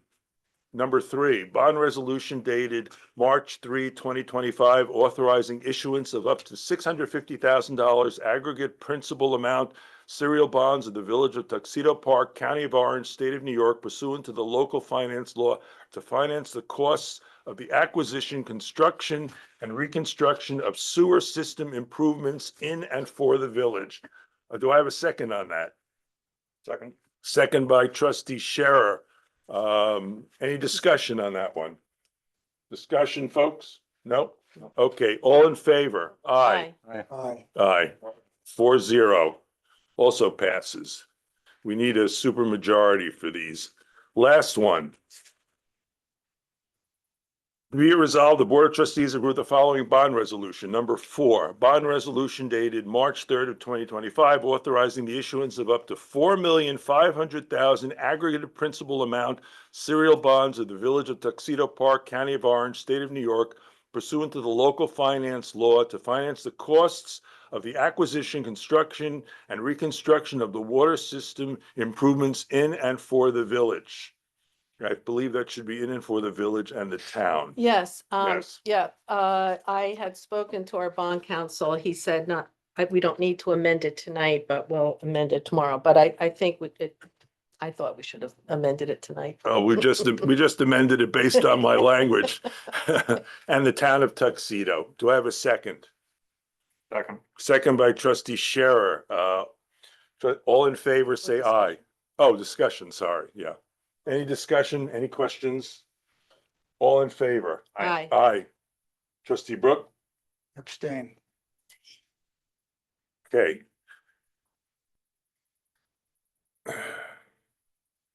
That resolution does not carry because we needed a supermajority. All right.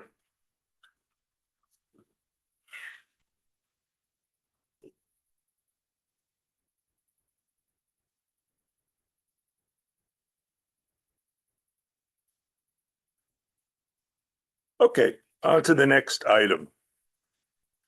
Weston and Sampson prepared a report in November, which is entitled the Sewer System Evaluation Survey, Phase 2 Investigations, Subbasins 5, 8, 16, and 17. This is a required report for the DEC, and it requires the approval of the trustees to submit it to the DEC. I assume everyone got a copy of this report, so I would make a motion, be it resolved that the Board of Trustees approve the Weston and Sampson SSES, standing for Sewer System Evaluation Survey Report of November 27, 2024, and authorize the filing of the same with the New York State Department of Environmental Conservation. Do I have a second? Second. Second by the deputy mayor. Any discussion on this? Okay, hearing none, all in favor? Aye. Aye. Aye, okay, unanimous. All right, now we get to some happier subjects. First, I want to say Matt Zanari is here in person to give a report And from my perspective, it was extraordinary, the fundraising and generosity of the village residents with respect to this particular playground. It was just amazing. You deserve congratulations, Matt, on organizing it. And the residents deserve accolades beyond what we can give them in opening up their hearts and their generosity in funding most of the cost of this playground. And I'll leave it to you to provide a report as to the finances, where we are, and how we can proceed. Great. So just to read into the record an email I shared with the trustees earlier. So in terms of fundraising and playground costs, I'm happy to report that we've raised $96,600 from 34 private donations since we kicked off January when we kicked off fundraising, which is well in excess of what we targeted, which thank you to everyone who's involved. That compares to, unfortunately, about 115,000 in equipment costs that we received from Columbia Cascade, which again is a manufacturer that we did a lot of research into. We had a bunch of different folks try to bid, but ultimately it was a nature-based play set that we went with. It's primarily wood. It's the same manufacturer that the club has used near the pool, and that has been in good condition for, I think, close to 20 years now. So that's the proposed manufacturer, and we have a rendering. I think, Mayor, you posted it up on the agenda for folks to see what the rendering would look like. Again, that cost is about 115,000. And based on some conversations with the manufacturer and some installers, we estimate that we need approximately another 10,000 of ancillary spend to complete the install with DPW labor and do some kind of other things like the playground mulch, the cement for equipment footings and what have you. So the total cost we expect to be around $125,000 compared to $96,600. So there's just over a $28,000 gap. So what we would request approval for is to be able to fund that $28,400 gap with funds that are sitting in the WeWa bank account today. And we had, prior to these private donations, just about $83,000 in the bank account, which is made up of the 3 years of accumulated excess membership fee donations when management of WeWa transitioned to the village. So that's been accumulated for a few years, and now the big physical improvement that we're asking approval for. In relation to the installation cost, Jeff Boss has been in touch with the manufacturer. They've shared all kinds of tool lists and instruction manuals. We think that the DPW has all the skills and the tools to do this. But during the process, if you vote yes and we submit an order for the equipment for 115,000, we have about 2 months, maybe 75 days until it gets delivered. So Jeff will be planning the install, have all the manuals, he'll be reading and planning. If he feels like he doesn't have some certain skill set to do it after he's kind of fully done the diligence, then we may need to supplement the DPW labor with some third party. So what the WeWa committee is asking is for the trustees to give the mayor the approval to use up to 50,000 of that 83,000 if we need it. We think the 28,000 is really all we need, but just to give us a buffer so we don't need to wait to another monthly meeting to get approval. So that is the update. I sent probably a few more details to you all earlier, but I think that's the key message for the community. Questions for Matt? So, after all said and done, the WeWa bank account, right, would be roughly 55,000 is the expectation, right? Ahead of going into a new season, and Trustee Brooke asked, I don't know if it was 1 or 2 meetings ago, to analyze, and I did a little bit on the fly, a new revenue model, but assuming we don't change the revenue model, then we would, leading up to this next season, we would hire another management company, right, and we would sell memberships again, and would expect, knock on wood, to have excess from this season as well. Right. Any other questions for Matt? Great job, Mac. Yeah, great job. Extraordinary work by you and your committee. And again, the generosity of the community is just overwhelming. It was amazing. This is something I know that people wanted. And something that I promised in my campaign. Speaking of campaign promises, this is number 2 off the checklist. And so let's make the motion. Be it resolved that the Board of Trustees authorize the spending of up to $125,000 with the May. You need 3. I mean, do we need We him? don't, we need 3. Yeah, okay. Yeah. Yeah. For everything else, we only need 3. All right, okay. Be it resolved that the Board of Trustees authorize spending up to $125,000, of which $96,600 was donated for the purchase of playground equipment at Weewa Park, with the mayor being authorized to spend an additional Up to 50,000 bronze that we walk. an additional amount of money, no greater than $50,000 from the WeWa account to complete the playground and all the ancillary And the installation. installation, ancillary objects, benches, and whatever else has to be put in. Do I have a second on that motion? Second. Second by Trustee Brooke. Any further discussion? All in favor? Aye. Aye. Aye. Trustee Brooke? Aye. Aye, okay. Congratulations. Thank Put in the you. order tomorrow, and we'll have it in there by May. Great, okay. Under new business, approval of architectural contract for expansion of Village Hall. I mentioned this at the prior meeting. We're sitting here in the meeting room, but if you ever have a chance to walk out of the meeting room into John Ledwood's building department, you will see that it is way too small. The amount of files that have to be kept and documents that have to be that he has to have. I mean, we need more space in this building, particularly for the building department. But in addition, we have files that we have to keep, which are in the garage area of the building in a non-climate controlled unit.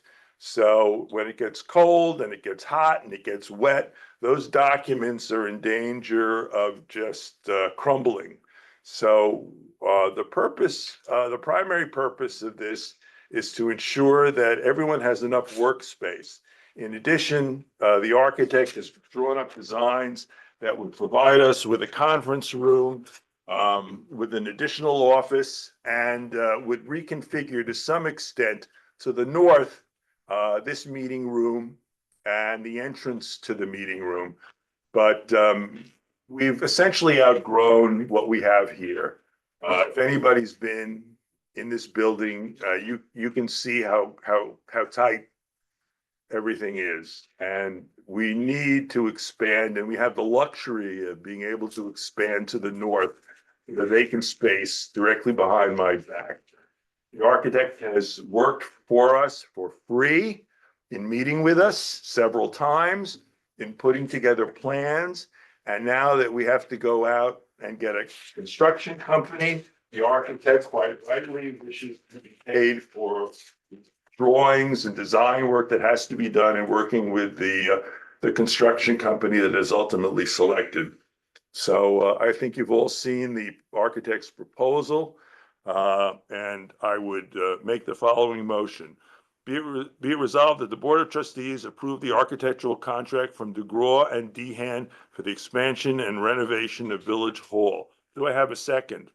Second. Second by the Deputy Mayor. Any further discussion on this? No. Okay, all in favor? Aye. Aye. Okay, unanimous. Thank you very much. We can get moving on that. The next item, this is an important one in terms of our infrastructure. We're sending out an RFP to repair the Westlake Road Bridge.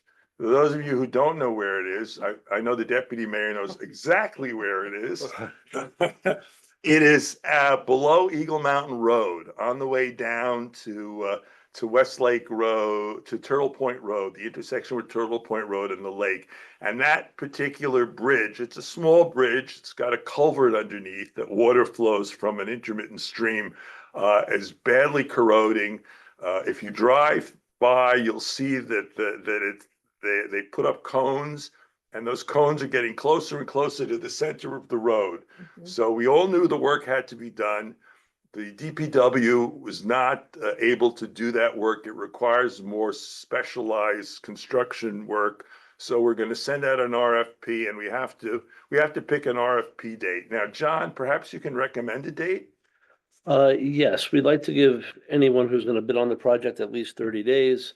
By the time we get this public notice in the newspaper, it probably will not be till this upcoming Friday. So I would suggest approximately 30 days from this Friday, which ends up being around April 4th. So we would have a bid opening date on April 4th.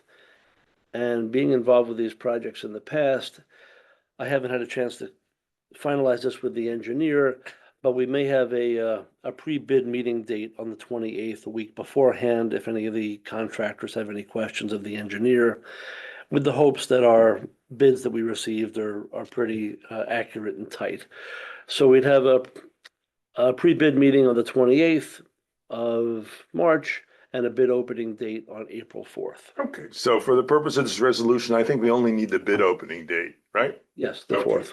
Okay, so be it resolved that the Board of Trustees set a bid opening date of April 4th, 2025 for the RFP for the Westlake Road Bridge Repair Contract. Do I have a second? Second. Second by Trustee Scherer. All in favor? Aye. Aye. Okay. All right, next item. Last year, we developed algae in 2 of the 3 lakes. And as it was an emergency, we called 2 separate companies to provide treatment to remove the algae, which they did. It was not easy getting them in as quickly as possible because we weren't on their schedule, and we called it an emergency. But what I've done in advance of this coming summer is I asked those 2 companies to submit bids for algae treatment for the 3 lakes. And so Pond and Lake, which did one of the treatments, I think they did Tuxedo Lake, and Solitude Lake Management, which did Pond 3, both submitted bids. And the total for the 3 lakes from Pond and Lake is $7,813. And for Solitude Lake, it's $13,085. The only real difference is that Solitude Lake says that their bid will include a return for a second treatment if the algae exceeds 50% of the body of water. And that's not really likely as I see it. It didn't happen last year. It's probably not going to happen this year. So that would explain the differential in costs, and that they're anticipating building into this contract the fact that they may have to do 2 treatments. Right. So my thought is, why not start with 1 treatment with Pond and Lake? And even if we were to ask for a second treatment in one of the 3 water bodies, it'd still be less than Solitude Lake Management. So if you guys had a chance to think about it. Is that your recommendation? My recommendation is we go with Pond and Lake at $7,813. Yeah. I'm fine with that. Okay. So be it resolved that the Board of Trustees approve the contract from Pond and Lake for algae treatment services for Tuxedo Lake, Weewa Lake, and Pond number 3 in the amount of $7,813, and the mayor be authorized to sign said contracts. Do I have a second? Second. Second by Trustee Scherer. All in favor? Aye. Aye. Aye. Aye. Okay. Passes unanimously. Weston and Sampson has provided us with a proposal for engineering services for replacement of the Pond 3 Bridge. As we all know, we voted on funding that through a bond. So this would be the first step to get the engineering done, to make a determination on what kind of structure is going to replace what's there now. I believe everyone had a chance to look at it. It was sent to everyone. I'll make the following motion. Be it resolved that the Board of Trustees approve the Weston and Sampson proposal for engineering services for Tuxedo Lake water replacement. Do I have a second? Second. Second by the deputy mayor. Does anybody want to see the proposal? Because I have it, if you haven't seen it already. Any of the trustees or the deputy? You sent I've it. seen it, yeah. Yeah. You've seen sent it? yeah. Okay, all right, that's fine. All in favor? Aye. Okay, that's unanimously.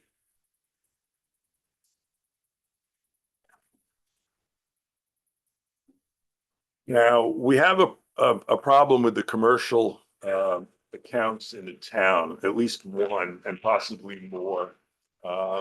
Without specifying which business, unless you want to know on the record, there's a balance of about $10,000.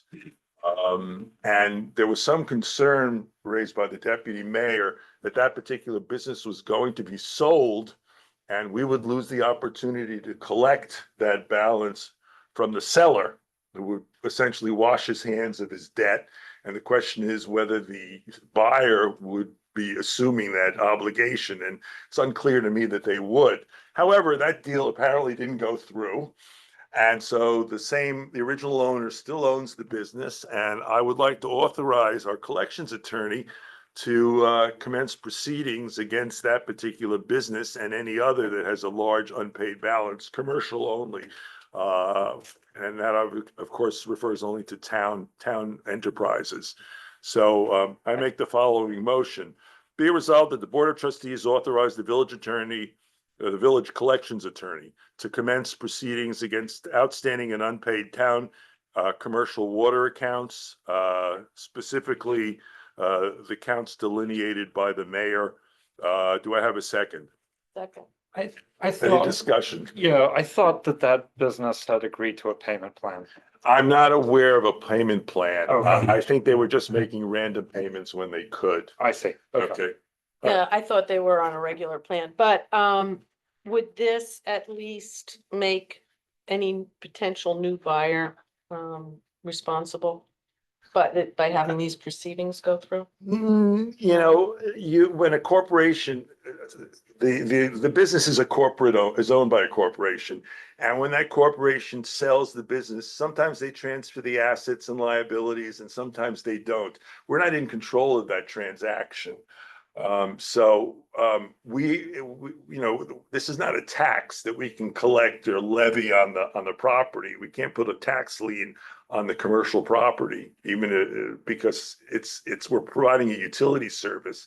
And like any utility, whether it's Orange and Rockland or Optimum, if a bill got too large, they would theoretically cut them off and then they'd sue for the balance. So we have to protect the village and this amount due. And I think the best way is to give it to an experienced collections attorney. That's my thought. I mean, start with a letter, perhaps. Yeah. Right. And then, See where it goes. See where it goes. Yeah. And that's my recommendation. Start with the letter. Yeah. All in favor? Aye. Aye. Oh, who seconded that? I'm sorry. I think You I did, Yeah, yeah. deputy mayor did. Yeah. Okay. The next item is the Munistat Municipal Advisor Service Agreement. Deputy Mayor, you just want to, you have any This comments is- on that? Yeah, this is the annual agreement, as far as I understand it, that we renew every year. It is because we have outstanding bonds and they dictate for we're in compliance with submitting all the information to the appropriate authorities on the financials relevant to the bonds. So it's pretty much, they just keep us in compliance. That's what this agreement is for. There's a copy for So you. like our auditors or, Yeah, yeah, and- exactly. yeah, right. Okay.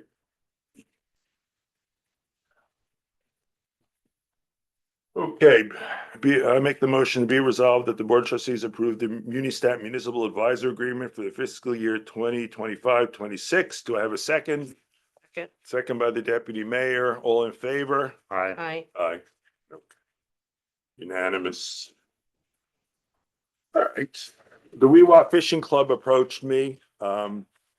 We signed an agreement with them last year and previous years. They'd like the opportunity as of April 1st to fish in the Weewaa. They pay us a fee for that. The fee is $1,500. as well as a $750 milfoil mitigation fee. So they pay us a total fee of $2,250. It's the same amount as last year. We allowed them to go ice fishing this winter, which made them very happy. I don't know. What's that? They were there a lot. Yeah, they were there a lot. They even had tents, right? Tents, yeah. And so they were very pleased by the fact that we gave them the joy of ice fishing, even though I personally don't understand it, but that's just me. So I make the motion that the Board of Trustees approve the Weewa Fishing Club license agreement. Do I have a second? Second. Second by Trustee Brooke. All in favor? Aye. Next item is the annual fireworks sponsored by the Tuxedo Club. I know we've had some discussions about fireworks and whether we should allow fireworks, but this is pretty traditional. They've been doing it for a long time. They invite the entire community, including the town. It's open to the public. So be it resolved that the Board of Trustees approve the Tuxedo Club holding its annual fireworks display on Saturday, July 5th, with a rain date of Saturday, August 30th. Do I have a second? Second. Second by Trustee Brooke. All in favor? Aye. Aye, unanimous. Okay. And then we move on to the last item of new business. MSG Vision Plan Renewal. The employees have a renewal. It's MWG, I think, a typo. MWG Vision Renewal Plan. The employees have access to a vision plan. Elizabeth, do you have any information on that you can share with us?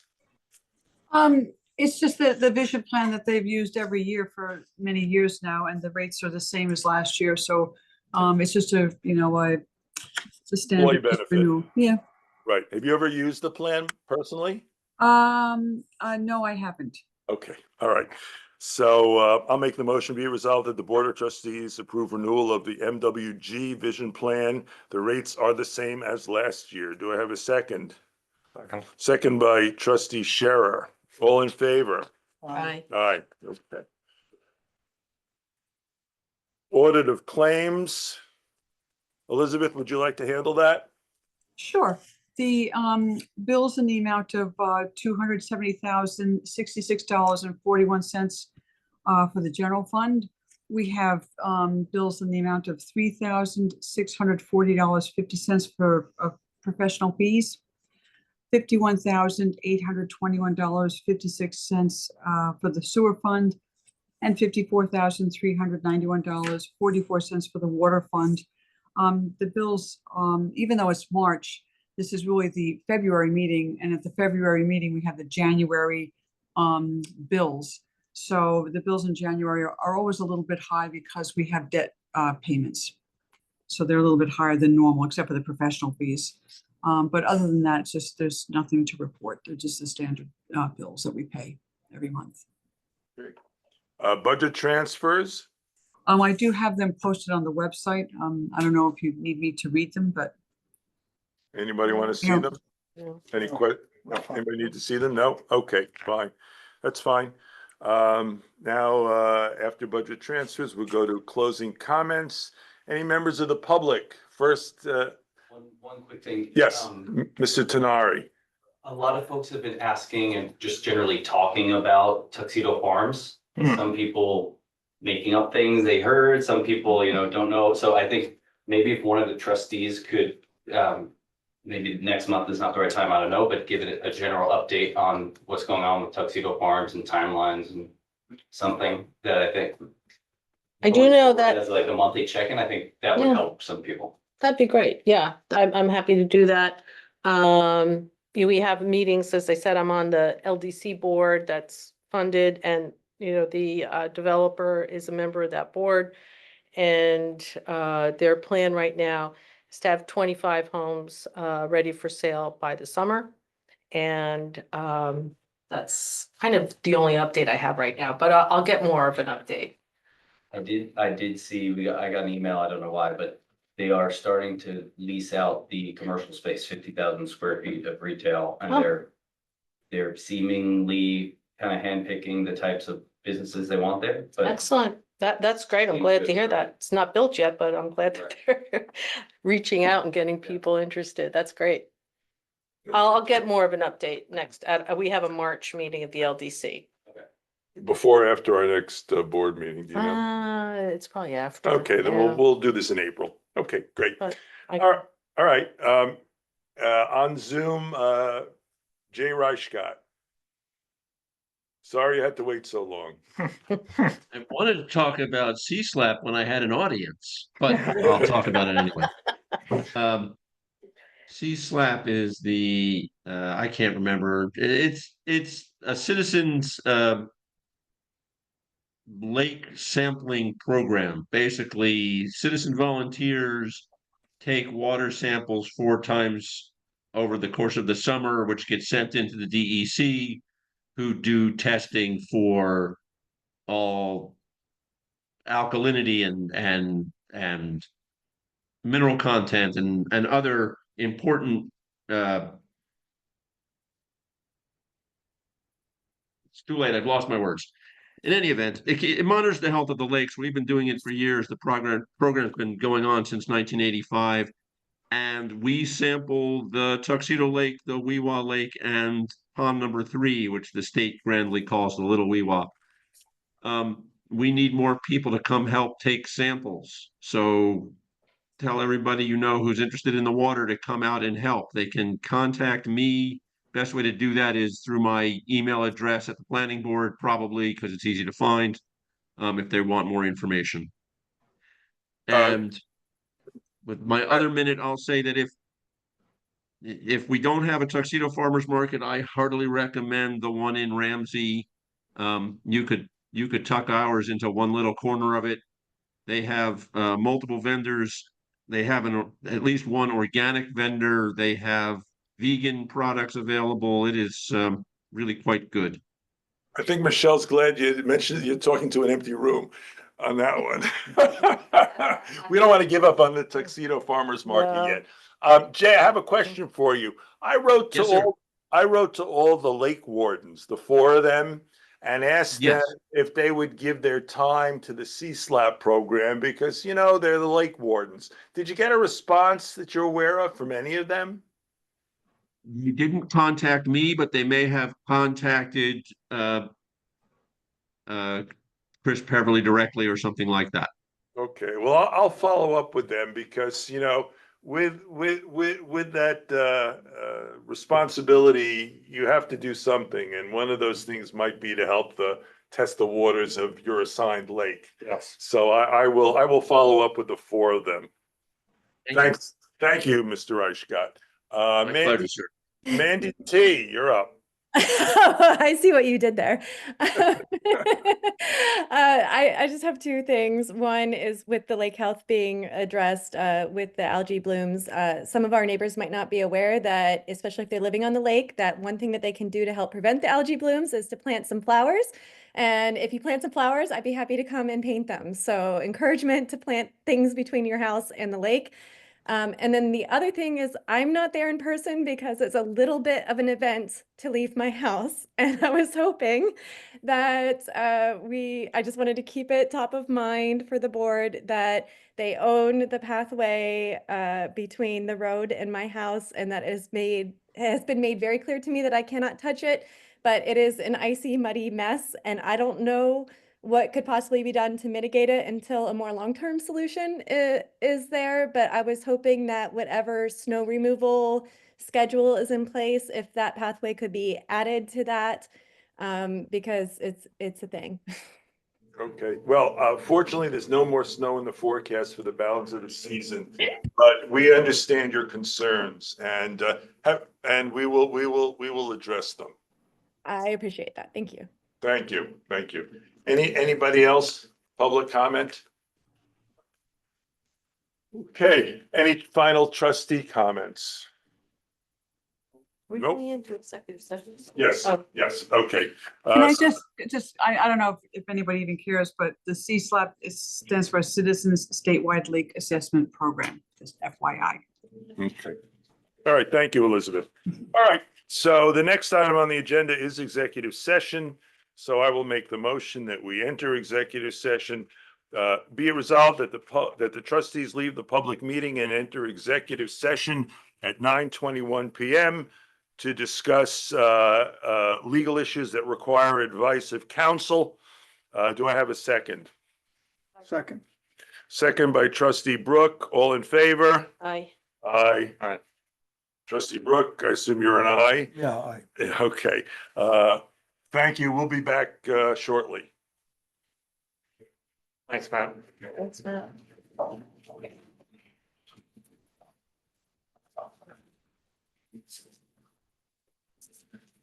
Okay. That recording is not closed yet. No, hang on a second. Okay. Everybody, I don't know. Which one was that? That was. The water. Okay. Okay, we've completed our business in executive session. We're back for the balance of the public meeting. There are no resolutions. So be it resolved that the Board of Trustees adjourn the public meeting at 9:35 PM. Do I have a second? Second by trustee Brooke. All in favor? Aye. Thank you all very much for attending, and to everybody else who's left on Zoom. We'll see you on the 19th. You know, having to go through all of this again is costing us, bond council It's also- money.